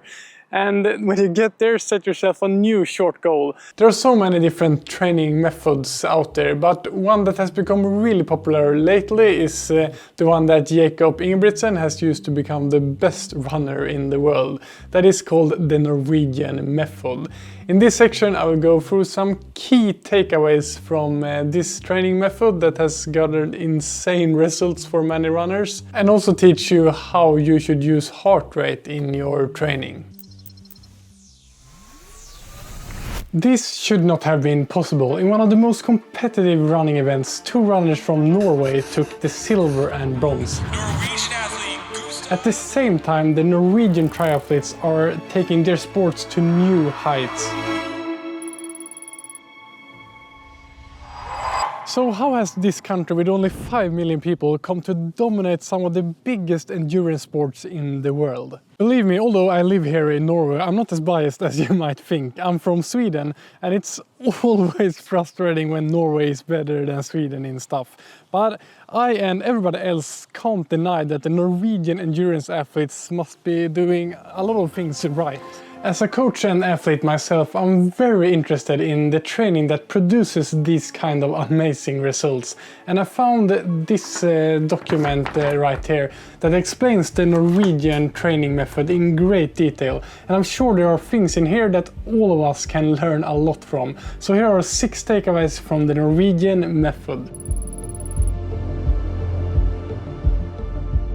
Many runners think that this more scientific approach of endurance training with lots of testing, controlling the intensity and doing double threshold training days started with the Ingebrigtsen brothers. But they were actually inspired by another Norwegian runner and took a lot of things from him when they first started developing their training program.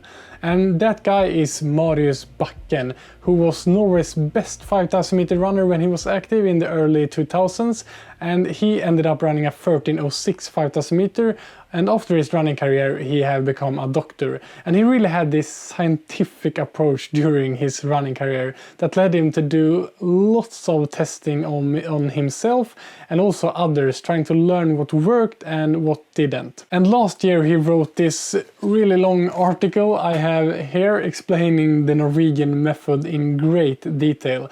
So how did Bakken apply this more scientific approach to his training? Besides using the regular commonly used heart rate monitoring, he pioneered the use of these kind of lactate meters during his career.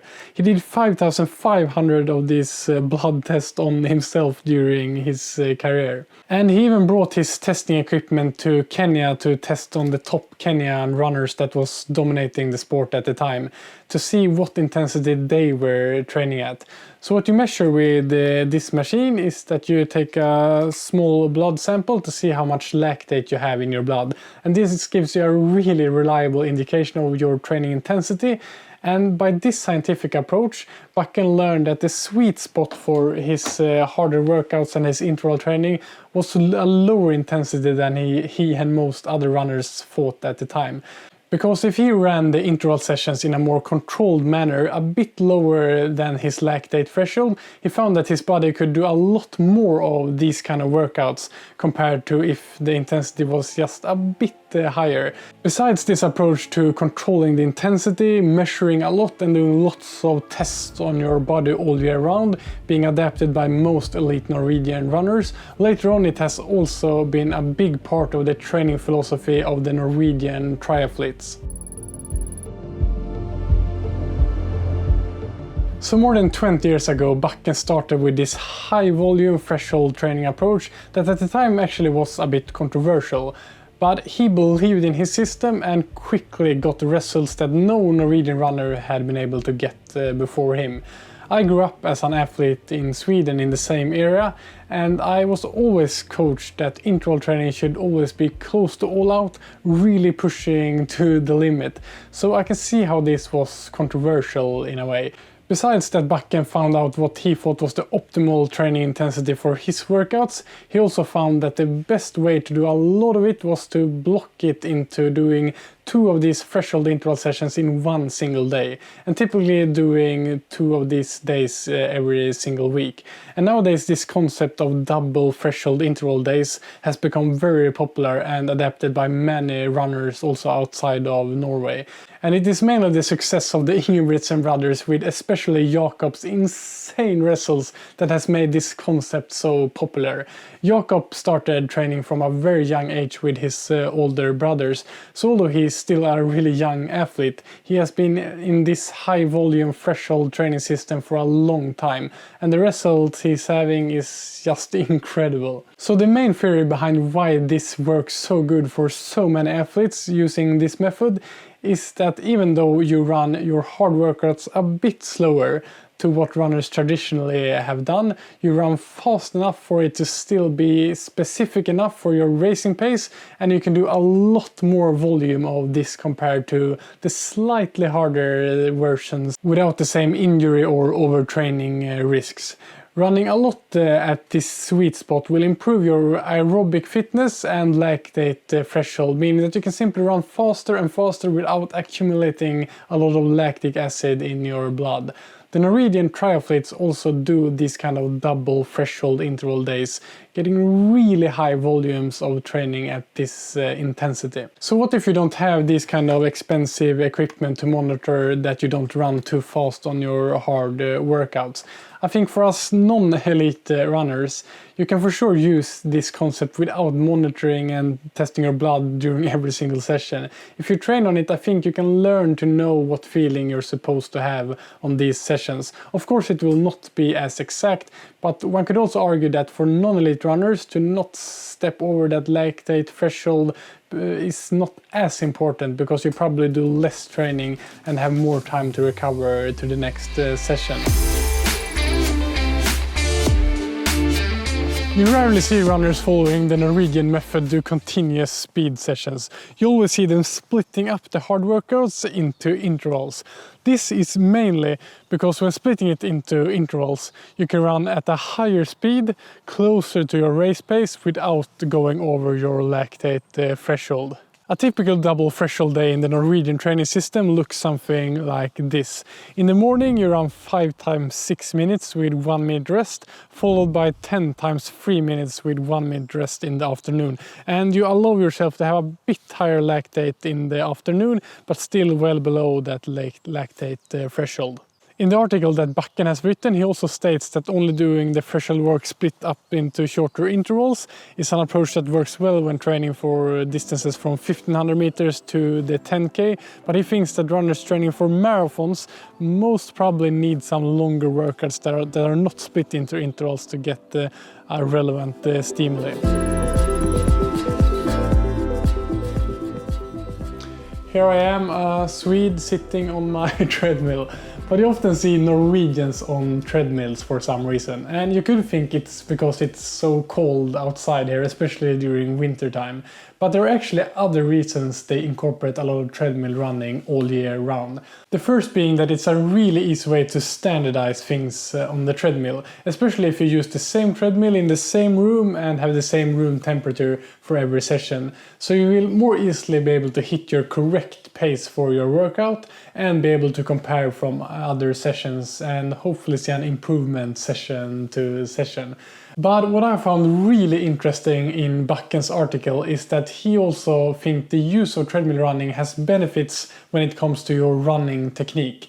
And there are actually some studies to support this. That when running on a treadmill, your vertical displacement, meaning how much you move from side to side, is lowered. And also your steps per minute, basically your step frequency, is increased. And both of these things are factors known to improve your running economy. So running on a treadmill might actually be a good way of training this. Me personally used to really hate treadmill running. And I still of course prefer running outside on beautiful trails and in the forest. But I have been incorporating some more threshold training sessions on the treadmill. And I think it's a really easy way to get quality training sessions done at the correct intensity, and have even sort of started to like doing intervals on this thing. It's hard making one of these videos where I talk about running training without mentioning this point, that the easy runs should be easy enough. Because this also holds true when we talk about the Norwegian method. Because if you do a lot of those high volume days with a lot of threshold running, if the easy days with easy running isn't easy enough, you won't be able to withstand in this sort of system. Bakken suggests that you shouldn't have a higher heart rate than 70% of your maximum heart rate when you do your easy runs that surrounds the tougher days. Okay, so all of these training principles used in the Norwegian method hopefully sound pretty logical and good, but the runners using the Norwegian method never do those kind of training sessions where they push themselves really hard closer to that race effort to train on that. They of course do, actually quite a lot when they get closer to their competitions. They do sessions closer to that race effort while maintaining some of their threshold work. But also during the base training, on one sessions every single week, they allow themselves to go over that lactate threshold to also stimulate that sort of energy system. The Ingebrigtsens famously do this one harder workout every week as an uphill interval session. Using your heart rate can be such a valuable tool to guide your running training and get the most out of your body. I have been using heart rate data in my training for 20 years and I really see the value in it. But as a coach, I see so many making some crucial mistakes when it comes to using heart rate to guide their training. In this video, I'll go through the 5 most common mistakes and how to fix them to get the most out of your heart rate based training. The first mistake that I see so many people do when using the different heart rate zones to guide their training intensity is not knowing what their actual maximum heart rate is. Then your heart rate training zones will not be correct either, and a lot of the value of using this tool to guide your intensity in different training sessions are lost. But still, a lot of runners I meet haven't done a maximum heart rate test. And many just rely on the common formula to calculate your maximum heart rate, which is taking 220 minus your age. But I have found that this can be very inaccurate. Just like all people are of different heights, the individual variability of what your maximum heart rate is differs a lot from person to person. So I really think that more people should do a maximum heart rate test because it's completely free and really simple. Or I mean, it's hard, you have to push yourself hard, but it's not a complex thing to do at all. One way to do it is just to run a shorter running race, like a 5K for example, and really push yourself to the limit the last kilometer to the finish. Running races like this is when I have managed to hit my highest heart rate, because it can be quite hard to push yourself to the absolute max when you're not in a competition setting. But if you want to do it more like a test, you can of course do that as well.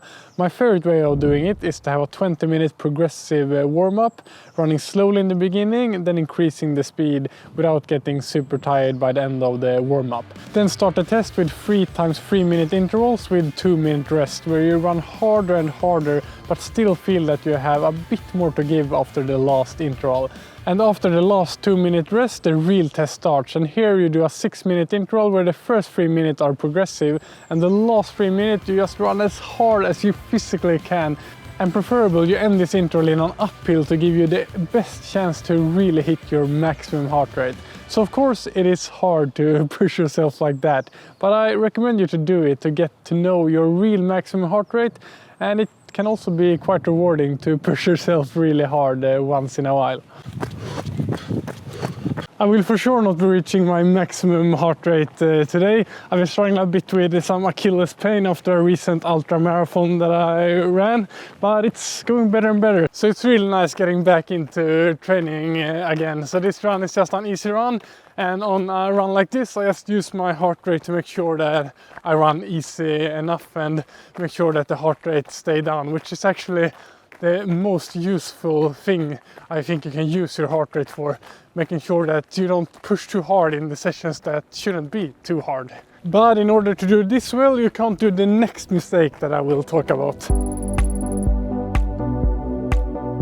The next mistake is relying on inaccurate technology. Although it's a great thing that most new watches do the heart rate monitoring on the wrist because of how easy and accessible it gets, wrist heart rate monitoring will never be 100% accurate. And especially if you don't have your watch tightly strapped and run fast, it can give you some misreadings. For a long time, the golden standard for measuring your heart rate has been using one of these like heart rate chest straps. One of the big downsides of using heart rate to control your intensity in training is the lag associated with a change of effort. For example, if you run 3-minute intervals and run them hard, your heart rate will look something like this. Climbing, getting higher through the interval until you start the rest. Although you put in the same effort here at the start, it's only at the end of the interval your heart rate is starting to match that effort. So, especially when running shorter intervals, it is better to use your pace, your effort pace, or perceived effort to guide your intensity, since the heart rate will be a lot lower in the beginning part of the interval. And if you just look at the time spent in the different heart rate zones after a workout with short intervals like that, it can give you a quite false indication of how hard the workout actually was, because your muscles work as hard here in the beginning part of the intervals as in the end part of the intervals, but the time spent in these higher heart rate zones becomes quite little. You know that quote that comparison is the thief of joy, and this is so true when it comes to all aspects of running as well, and especially when it comes to heart rate. You shouldn't compare to each other. As I said earlier, your maximum heart rate and how your heart works differs a lot from person to person. And that one person has a lower heart rate at the same pace doesn't necessarily mean it costs them less effort. So the important thing, if you're going to use your heart rate as a tool in your training to guide your intensity, is to know how your own heart rate works. For example, what is really zone 2 training for you? And as I said earlier, the most important thing you can actually use your heart rate for is controlling that you don't run too fast on those easy runs. Although using heart rate can be a really great tool, you shouldn't rely blindly on it to guide your intensity and stop listening to your body's signals completely and how you actually feel. The thing is that there are many things that can affect your heart rate. For example, if it is really warm outside, your heart rate will be elevated because your heart is also working to cool down your body. The time of day can also affect your heart rate, and if you have drinking coffee or taken any sort of caffeine, that will also affect your heart rate, making it higher. And a really important thing to be aware of is that race day nerves will for sure affect your heart rate. I see many people starting out races and looking at their heart rate to try to control the intensity, and then becoming really stressed that the heart rate is higher than it usually is on these paces. And that is completely normal because of the stress and nerves that are associated with starting a race. So especially for the first part of races, I would not recommend just looking at your heart rate to try to control your intensity. Then it's better to use a mix of the pace you're running on and of course your perceived effort. The best thing is if you can learn the feeling you're supposed to have in the beginning stages of a race. When you start to research content to take your running to the next level, running form is one of the things you can find the most opinions, articles and videos about online. But I'm really sad to see that so much of what's out there is pure misinformation that has no scientific evidence backing it up whatsoever. So in this section I'll talk about some running form myths to avoid and what actually matters when it comes to your running form.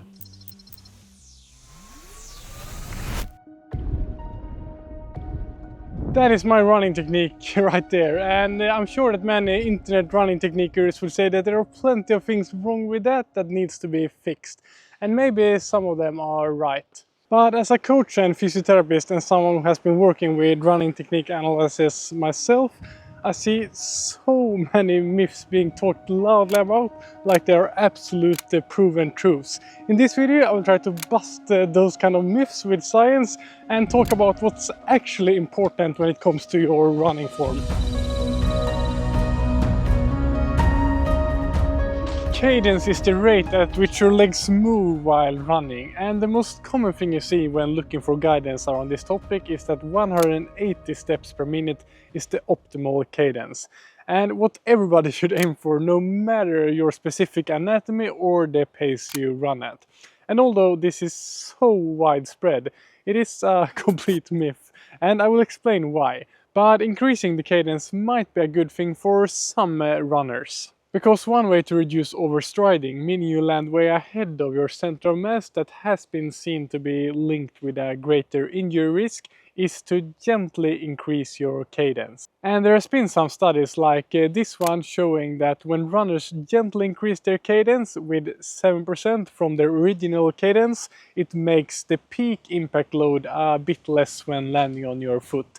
So there might be a point for some runners with specific problems to increase their step rate just a bit. But all this talk about 180 steps per minute being optimal for efficiency and injury prevention is a complete myth. This belief stems from a misinterpretation of research by renowned running coach Jack Daniels. During the 1984 Olympics, he observed that elite distance runners often had cadences of 180 steps per minute or higher when running the track races. But at no point did he suggest that 180 steps per minute is the ideal cadence for everyone, and when he did this observation, it was on the Olympics, meaning he looked at the world's fastest track runners running their absolute fastest, trying to win the Olympics. So basically running at insane paces. And what many discussing this topic seem to overlook is that it is very hard and for most of us unnatural to run at those step rates when running 3 or 4 times slower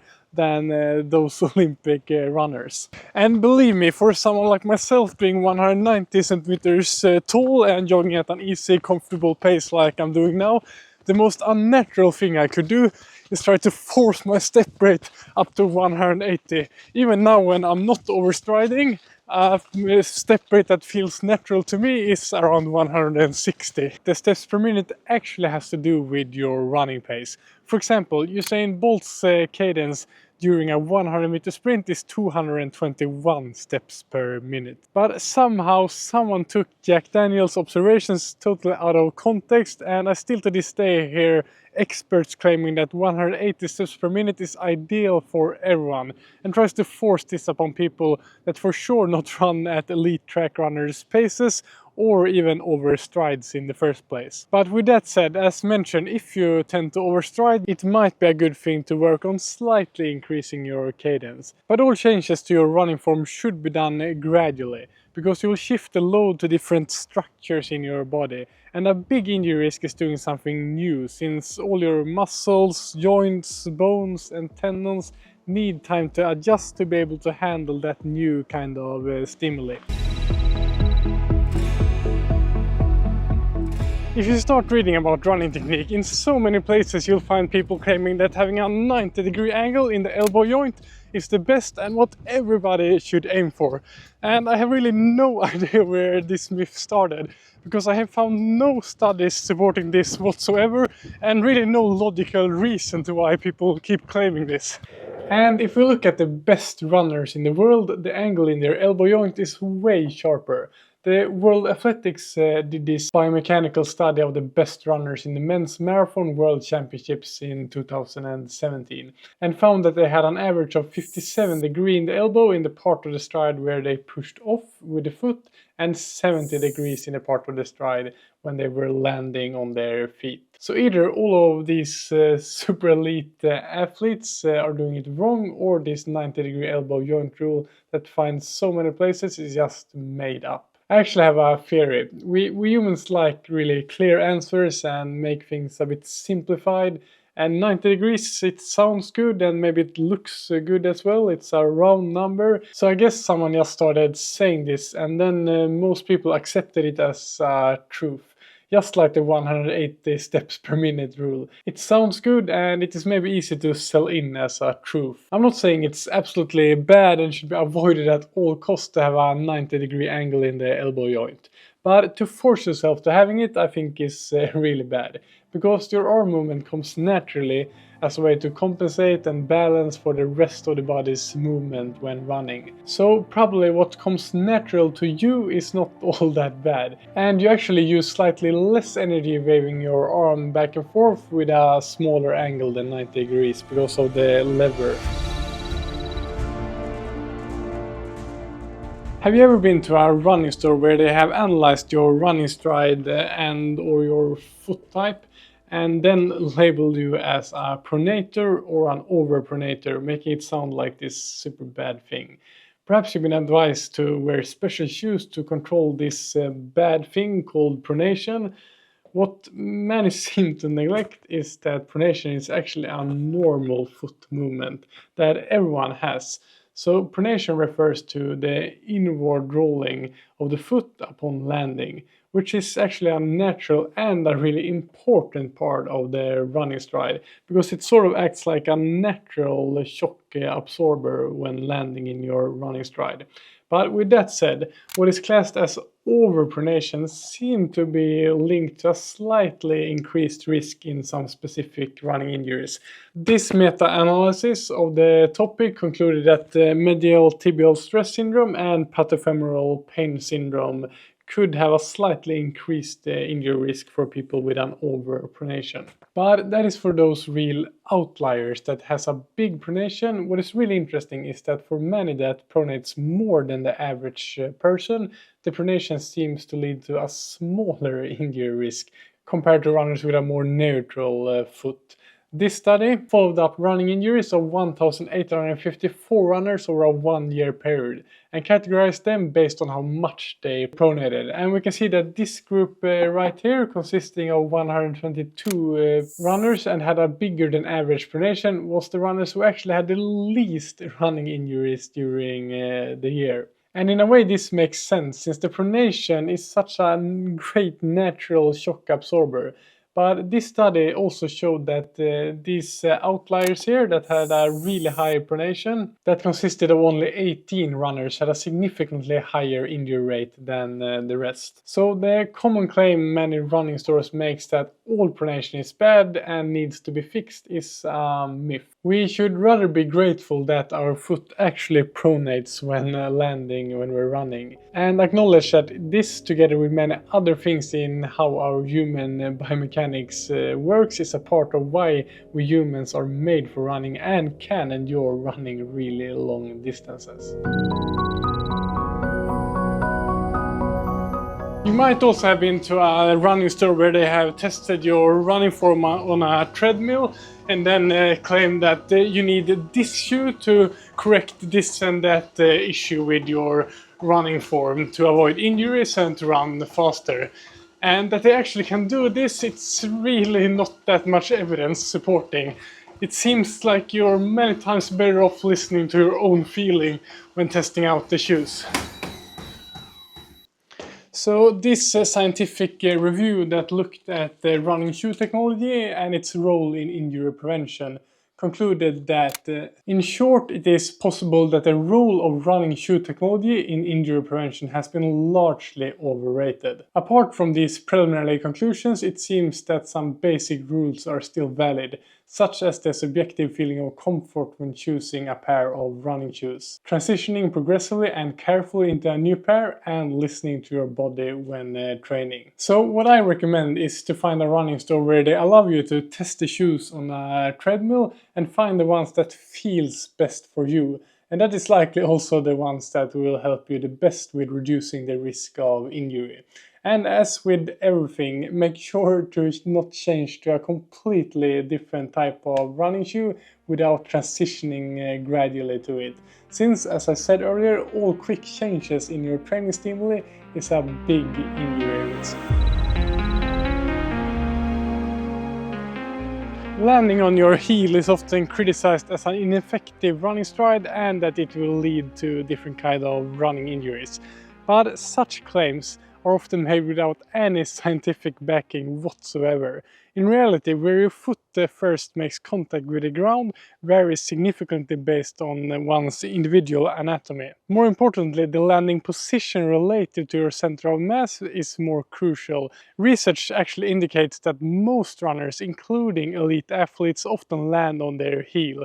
A comprehensive review of the studies on this topic concluded that switching to a mid or forefoot strike does not enhance running economy, eliminate the impact upon foot ground contact or reduce the risk of running related injuries. So in essence, the conversation about running form is far more nuanced than these simplified narratives suggest, and making quick force changes to your running stride can be a high injury risk. As mentioned earlier, recovery and taking care of your body outside of your running is crucial for getting the most out of your running. But do runners really need to stretch? And how does sleep affect your running? That I will talk about in this section. It's almost become a fact that you should or need to stretch if you're a runner. But is it really as important as most people seem to think? And does all runners benefit from stretching? If you Google, ask a friend or even an expert on how to prevent running injuries, how to become a faster runner or how to warm up properly, many will get the same answer. Stretch, stretch, stretch. I also thought this was true for a long time, but after doing more research over the last couple of years, becoming a physiotherapist and working with world-class runners, I've gotten a very different opinion. If you're new here, hi, my name is Göran, and besides being a physio, I'm also a running coach and an athlete myself. And I used to struggle a lot with different types of running related injuries. But over the last 2.5 years, I haven't gotten a single serious running injury. And I've actually been able to run every single day. And I also finished an extreme 100-kilometer mountain ultramarathon, and I have crushed most of my personal bests. And here's a secret. I almost haven't stretched at all and have done no static stretching whatsoever this last couple of years. Before we start to debunk what stretching does to our bodies and what the evidence says about stretching for runners, I want to tell the story of how I got hooked on stretching about 15 years ago. I went to a high school with an elite sports program, and all of us orienteering runners who started the program were put through a mobility test when we first started. And after the test we got different types of stretching exercises to do. And I, who already then struggled with all types of different running related injuries, went hard at it and thought that the physios who assigned these exercises to me are pros and must be right. So obviously I need to do a lot of this. And even though religiously doing these exercises every single day, my injury problems didn't go away. And at the time I thought that there must be something wrong with me, that my body simply isn't made for running. What I also found really strange and frustrating was that I saw that many of my training buddies who got a way worse test score than me in this test still had way less problems with running injuries. 5 years later, when I was in physio school, I came across a study that examined this exact movement screening test and how good it was at predicting running related injuries. And the really interesting thing that they found out in the study was that the worse you performed in the test, the less likely you were to get injured. So it was the exact opposite correlation to the one that the expert physios was claiming some years earlier when I did the test myself. But how is this possible? Is it good to be stiff? In a way it actually is, because getting stiff in certain muscles and tendons is a natural adaptation in our bodies to running. Our bodies are in many ways so good at adapting to what you do to it. That is also why training works and why you get faster from running a lot. If you put your body under some stress, you tell it to get stronger and more efficient in the needed areas to be able to take more of the same stress in the future. When running, our bodies use our tendons as elastic springs to absorb the impact from landing and to return that energy and repel us forwards. A good example of this is the Achilles tendon that really works like a spring each time you hit the ground with your foot. So being stiff in the right parts of your body is actually crucial to a good running economy. And after working with world-class athletes, I'm yet to find one really good runner that is not also more stiff in some parts of their body when compared to non-runners. But don't listen to me and my anecdotal experiences. There have actually been studies proving this very same thing. Treeherne et al. Did a study on this and concluded that the significant relationship demonstrates that the less flexible distance runners tended to be more economical, possibly as a result of the energy efficient function of the elastic components in the muscles and tendons during the stretch shortening cycle. And this stretch shortening cycle is this kind of a spring effect I talked about earlier. So should you never stretch? Well, it's not that simple. So let's break it down to different scenarios. Let's start with a topic we already have touched on. Does general stretching reduce your risk of running related injuries? In a review by Schreider et al., they concluded that the basic science literature supports the epidemiological evidence that stretching before exercise does not reduce the risk of injury. And the direct effects of stretching could actually lead to a greater risk of injury, because the receptors in our muscles that tell our brains that a muscle is stretching out too far and have to stop, it gets delayed after doing static stretching. Another thing that happens directly after static stretching is that you can use less of your muscle fibers. In several studies there has been a drop in motor unit activation by as much as 25%. This also leads me to the next scenario. Should you stretch during your warm-up to increase your performance? Well, obviously if you want to perform at your very best, it's a really bad idea to do something that makes it harder for your body to recruit all of your muscle fibers. In a review on this topic by Conrad et al., in the studies they went through on static stretching, there was an average running performance decrease by 1.7%. However, they also found that dynamic stretching actually improved performance. So what's the difference between dynamic stretching and static stretching? This is typical static stretching of the hamstring muscles, where you just stretch out the muscles without moving. And this is dynamic stretching of the hamstring muscles, where I use the opposite muscle, the quadriceps, to stretch out the muscles I want to stretch, and I keep a movement all the time. So if you want to do some mobility work before your runs, I would highly recommend to do it dynamically, like this for example. And not those classical static stretching exercises like this one, for example. So is static stretching never a good idea? Well, if you just do general static stretching without knowing why you do it, except that you think you need to because you do a lot of running, I would say stop it based on the current evidence. But that doesn't mean that not some people really could benefit from some more mobility work, especially because most of us spend all of our days sitting down. And this could lead to stiff hips, for example. And some of us get specific problems because of different stiffnesses we have in our bodies. And then of course mobility work can be a really good thing and a part of the solution. But I would always use more dynamic movements to work on mobility and not those classical static stretches. And we need to remember that all of us are different. For example, I am naturally really flexible, which has actually been a part of me struggling with many running related injuries in the past. So for me, I really need to keep my mobility work to a minimum, especially if I want to perform at my very best and have a good running economy. But for some people that are more naturally stiff, it might be needed with some more regular mobility work to keep some aches and problems away.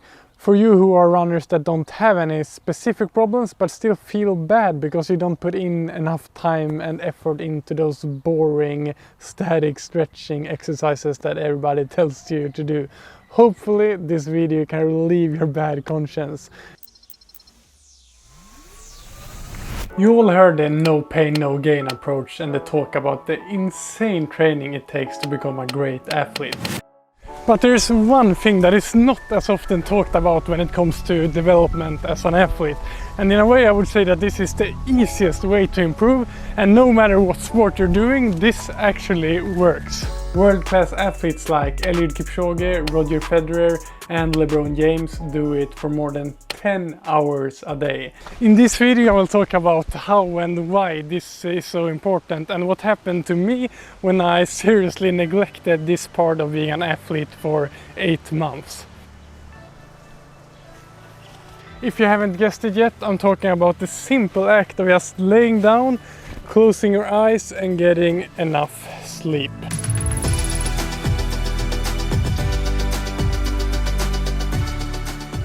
Most of us know how important sleep is. I mean, we actually don't survive going too long without it. The longest someone has ever survived without sleep is 11 days. So that sleep is important, there is no question about. When we sleep, our bodies and brain recover, get stronger and learn. There have also been studies showing that lack of sleep is correlated with different diseases, depression, bad brain function, increased inflammation, and the list of bad effects from lack of sleep just goes on. So how much sleep is enough sleep? Of course, as with everything, it will be a bit individual how much sleep each person will need. But most experts seem to advise 7 to 9 hours of sleep for adults. But most probably if you are doing a lot of training and especially high intensity training, that number will have to go up. A rule of thumb often used is that for 1 hour of intense training, you should add 1 hour extra sleep.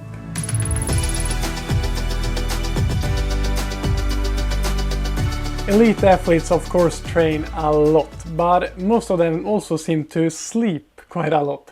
I have seen so many elite athletes talking about how much they sleep and how important part of their training sleep is. Besides sleeping at night, many seem to take a nap in the middle of the day between training sessions as well. There will of course be exceptions to the rule, but here are some examples. Roger Federer and LeBron James have been talking about getting as much as 12 hours of sleep in a day. And here are some athletes that have been talking about getting as much sleep as 10 hours during a day. Usain Bolt, Venus Williams, Steve Nash and Eliud Kipchoge. And if you start looking for this, you'll find many other athletes that talk about the importance of getting a lot of sleep when you train as much as an elite athlete does.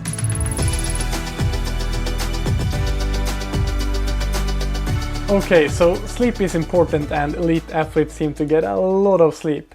But does sleep make you a better athlete? Firstly, short-term sleep deprivation seems to have a negative impact on performance. A study on the effects on sleep deprivation on running endurance found that participants covered nearly 3% less distance on no sleep the night prior than they did when well rested. But what will have an even bigger impact on your performance is the long-term effects of not getting enough sleep. The most important thing in training, if you want to develop over time, is that you manage to stay consistent without getting long breaks due to getting sick or injured. And studies have shown that getting sufficient sleep will both improve your immune system and reduce your risk of getting injured. A recent study looked at 95 endurance athletes and tracked health complaints. They found that the biggest increase in injuries were among those athletes who struggled with their sleep and slept less than 7 hours per night. Sleep is also known to be essential for recovering from your workouts, since sleep enhances muscle recovery through protein synthesis and human growth hormone release. And if you can recover faster, you can do more training and simply get better at whatever you are training for. Of course, sleep in itself will not all of a sudden make you a great runner or athlete. I promise if you don't train at all and sleep all day, your running performance will not be that great. But sleeping well will allow you to do more good training, so I would say that sleep is an essential part of trying to develop over time as an athlete. And I think it's talked a bit too little about. And how important this is, I have gotten to understand very well over the last couple of months.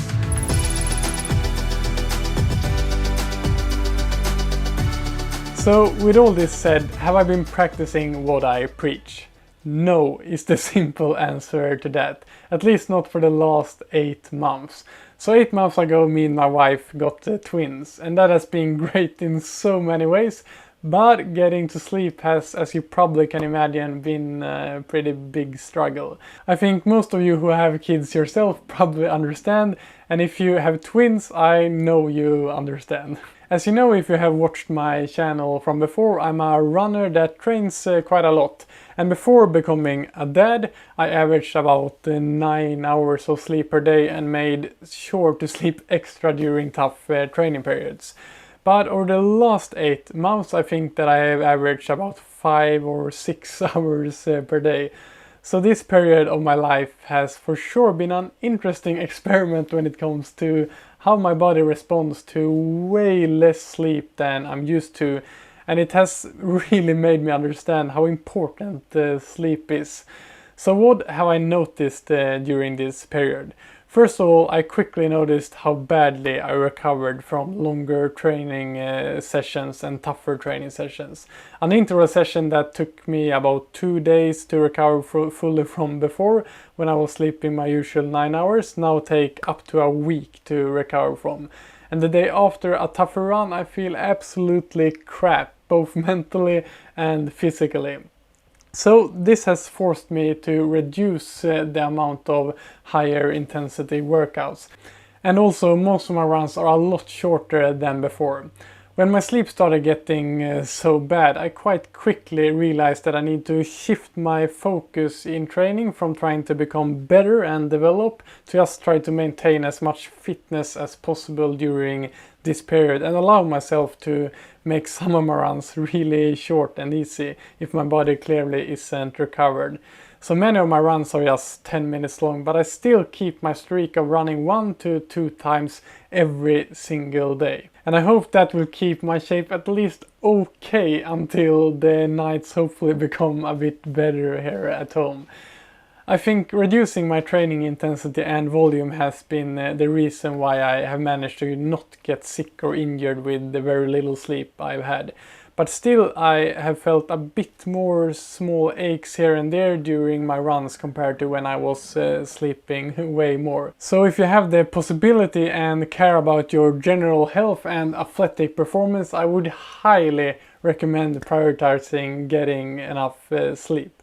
Now the twins are sleeping downstairs, so I need to take the opportunity and go to bed and get some hours of sleep myself. So if you want to run a race and get the most out of your body on race day, then these last 2 lessons about tapering and race pacing are crucial for you to get a good racing experience and run your fastest times yet.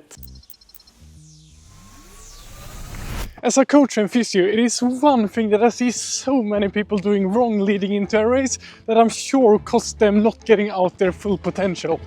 And that is a bit sad, because in a way this is the easiest way to get a better result, because you basically have to train less to get better, but it can still be really hard to get it right. So in this video I'll go through the science of tapering, and by the end of it share an example of how I design a tapering period, and hopefully this will help you get out your full potential on the race day. That short run was actually a part of a tapering phase that I'm currently in myself. But what is a taper in the first place?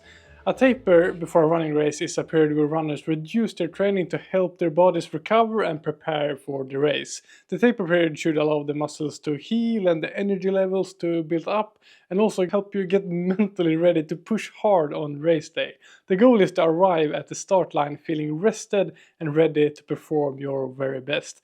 And studies have shown that a good taper period really can make a difference. In this study here, just a 7-day taper improved 5K performance by 3%. So if you run around a 20-minute 5K, a well-planned and executed taper could be the difference between running a 20-minute and 1-second 5K and a 19:35. That's pretty huge, and this is like the one thing in endurance performance that actually takes less effort to make you better. But still, as mentioned, many people seem to not take advantage of this, and I have a theory of why. As mentioned, I'm currently in a tapering period myself. In 7 days I will run a pretty brutal ultra marathon, so I'm planning my tapering here towards the race, trying to do it right this time. But I for sure have done it wrong so many times. Many of us runners are ambitious people who want to perform well, and the mindset all of us have is that the harder we work and the more effort we put into our training and the more we can train, the better the result will be. And this is in a way true as long as we don't overtrain and overdo it.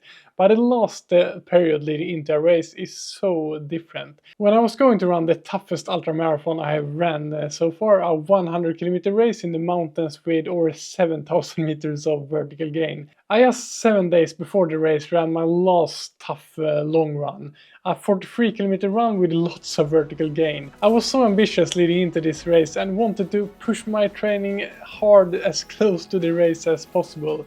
But in hindsight, I should have just skipped that session, because 7 days for everything in your body to fully recover and heal from a longer tough run like that is not enough. And I still felt some aches and that my body wasn't completely recovered and ready when I towed that start line to that ultra. So I tried to learn from that and not let my high ambition get in the way of me showing up fresh on race day and ready to race. So I have planned a pretty easy last 7 days here, but how long should a taper really be? I would love to sit here and say that a taper period should be 10 days and that is optimal for everyone and has been shown in several studies that it works best. But as with most things with training, it is not that simple and no exact science. We are all different and we respond in different ways to the training stimuli. But after reading this review of the relevant studies on the subject, they found that 7 to 21 days as a taper period had all shown positive effects on the performance. So I think that the taper period is individual and also has to do with what kind of race you're going to run. In general, I would recommend a longer tapering period the longer the race are. So for example, if you're running a marathon, at least 2 weeks with lowered volume I think is a good idea. And for a 5k, 7 days should work fine. Like in this study that I referred to earlier, they got a 3% boost in a 5k from just a 7-day tapering period. But I also think you should take into consideration how important this particular race is to you. Because if you have a lot of races all the time that you have long tapering periods for, that will lead you to do a lot of less training overall and will hinder your long-term progress. So just pick the most important races to you to have a proper taper period leading into it, is my recommendation. Also, a really important thing to consider when you plan out your training is what you do before the tapering period starts. This review of the literature concluded that the tapering applied in conjunction with pre-taper overload training seems to be more conducive to maximize performance gains. So what you want to do is to make sure that you train really hard before you start easing off the training, to basically break down your body a bit and get that super compensation when your body recovers during the tapering phase and get stronger and better. Also, when it comes to how much you should reduce your training, there is no exact science here as well, but this review found studies showing a positive effect when reducing training volume by 41 to 60% during the tapering period. So that's a quite steep reduction in how much you train, and that might be why many people like myself struggle to actually do this, because I love training, and just the thought now that I'm going to train so little the next 7 days leading up to my next ultra stresses me out a bit. But should you also reduce the intensity in your training during the tapering period? It's a common assumption that you should dial down both the intensity and the volume of your training during a taper, but that doesn't seem to be what the evidence suggests. Research shows that keeping up the intensity and including some quality workouts is crucial for getting that peak shape you're looking for in a taper. For example, this study looked at 2 different tapering strategies for middle distance runners, one with high intensity but low volume and another with low intensity and moderate volume. The results revealed that only the low volume, high intensity taper effectively boosted the performance for the runners. Before I share an example of how I design a tapering period, here's a quick summary to help you find your optimal taper and get the most out of your body in your next race. A taper period should be between 7 and 21 days, depending on what you find works for you and the race you're running. Reduce your training volume by around 50% of your usual training amount during the taper, but keep the intensity in your training. Test out different tapering models and find out what works for you. Because remember, we're all different and will respond differently to different tapering protocols. So to put all this that I've talked about into an example, here's a 2-week tapering period I have designed for one of the 5K training programs I've made. This particular program is designed for someone training at the peak of the program before the tapering period starts, just over 6 hours per week. And as you can see, I gradually dropped the volume this second last week to 4 hours, and then on race week just under 4 hours of training including the race. But I keep these key workouts and the intensity of them, just lowering how many reps and how hard those are compared to earlier in the program. Here I have the last tougher workout. I also had some strides on these easier short runs leading into the race to get that neuromuscular activation while still training so much less that you should end up on race day with fresh legs ready to PB. If you want to check out this particular training program or all the other training programs I have created, you can check out my Patreon page linked in the description to this video. Most world records in everything from the 1500 meters to the marathon are set using a specific racing strategy, but still 90% of all runners don't apply the same simple tactic and end up not getting out their full potential on race day. And this simple pacing tactic is running your first half just a little bit slower than the second half. And although it sounds simple in theory, it is actually really hard to do it right. I myself did this wrong for years before I finally managed to apply it into a race. In this video I'll go through why this is the way to race and how you can make sure to do this the right way in your next race. If we look at the statistics, most world records but also most national records on all distances between 1500 meters and the marathon distance are set with a negative split.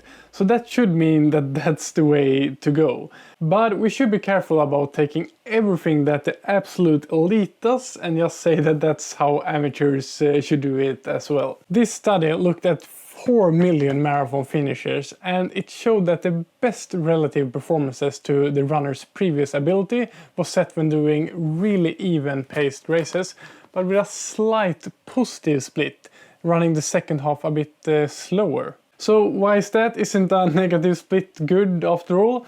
Looking at the data, it seems like a lot of the amateurs that actually managed to run their second half of a marathon faster than the first one start off way too conservative, meaning that they don't get out their full potential because they simply start off too easy compared to their ability.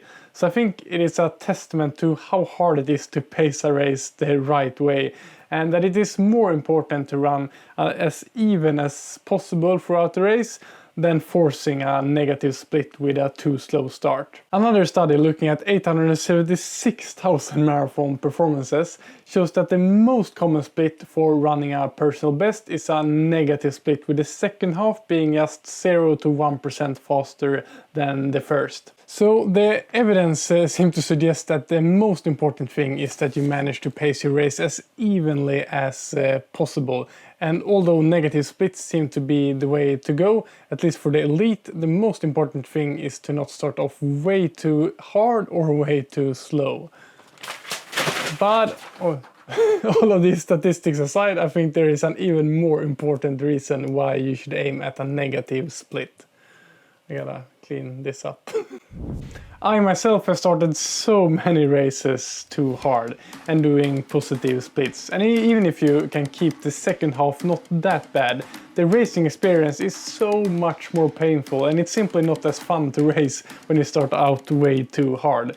So if you manage to run a race with a slight negative split, it will be a bit less painful, or at least it will not start to hurt so early, and it will be a more enjoyable running experience that will make you want to come back to do more races and training, and that is what in the end will make you run faster times. But as I said, although this sounds simple in theory, doing it is a lot harder. So how do you do what more than 90% of runners don't and actually run an even race with a slight negative split? Here are 4 tips. First of all, you gotta as accurately as possible predict your race time, because how are you otherwise gonna know what your opening pace should be? And this can be a tricky thing. The best way to do it is if you have a pretty recent race on the same distance.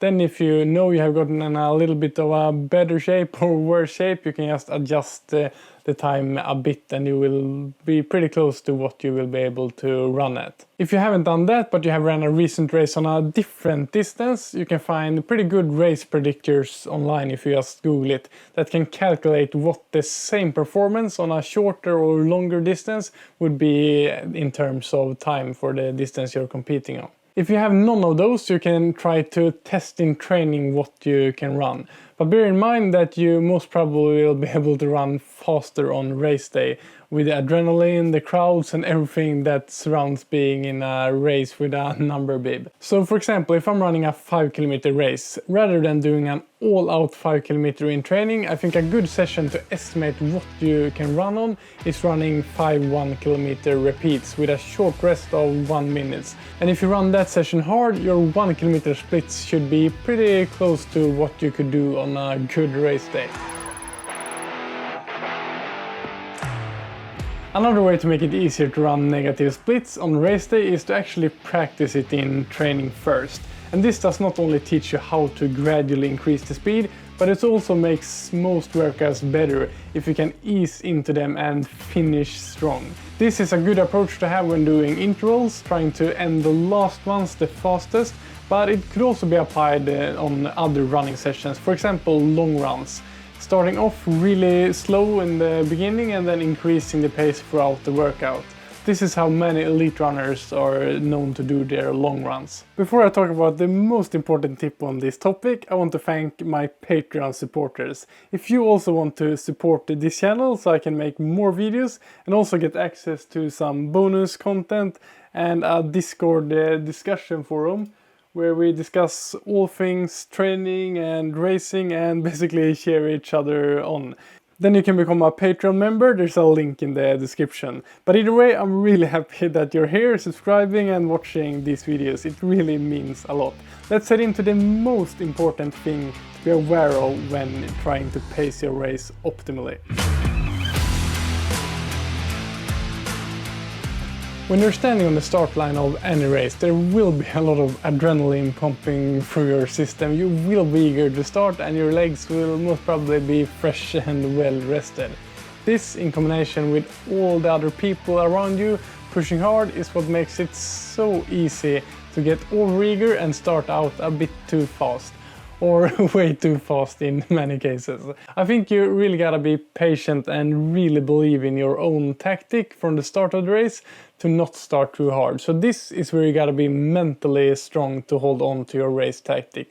And it will pay off. A good way of thinking is that when you see people maybe running past you or sprinting out of the starting line, you can think to yourself that they are most probably starting out too hard. And if you find the perfect pace for you, you have a good chance of passing them later on in the race. And there are few things that are as fun as feeling strong at the end of a race and get to pass a lot of people in the second half. So how do you monitor that you actually run at your planned pace and effort? For a flat road race, this is in a way pretty easy, because you can just follow along on your kilometer splits on your running watch to make sure that you hit your target pace. But this is harder to do on a hilly course or on a trail or mountain races, because then of course the terrain will affect your pace just as much as the effort you put in. Then the heart rate can be a good tool if you know the heart rate you can keep for the full race time, and try not to go over that. But the best thing is of course if you can manage to learn the feeling you're supposed to have. But then again, this you can easily be tricked by because of the adrenaline and the feeling you get at the start of a race. When I ran a mountain race earlier this year, it of course felt good at the start of the race, heading up a massive mountain, but I quite quickly understood that I had started out way too optimistic, and I got punished for that with a lot of pain in my legs and not finishing as fast as I could have had if I had started a little bit more restrictive. I hope you found this super long video helpful in some way, and thanks for watching, liking and subscribing to my channel, and a special thanks to all my patrons who make it possible to create my videos and put them out here on YouTube for free to hopefully help many runners out there. If you want access to my training plans and a lot of other bonus content, you can check out my Patreon page here. Thanks for watching, train smart, have fun, and I will see you in the next video.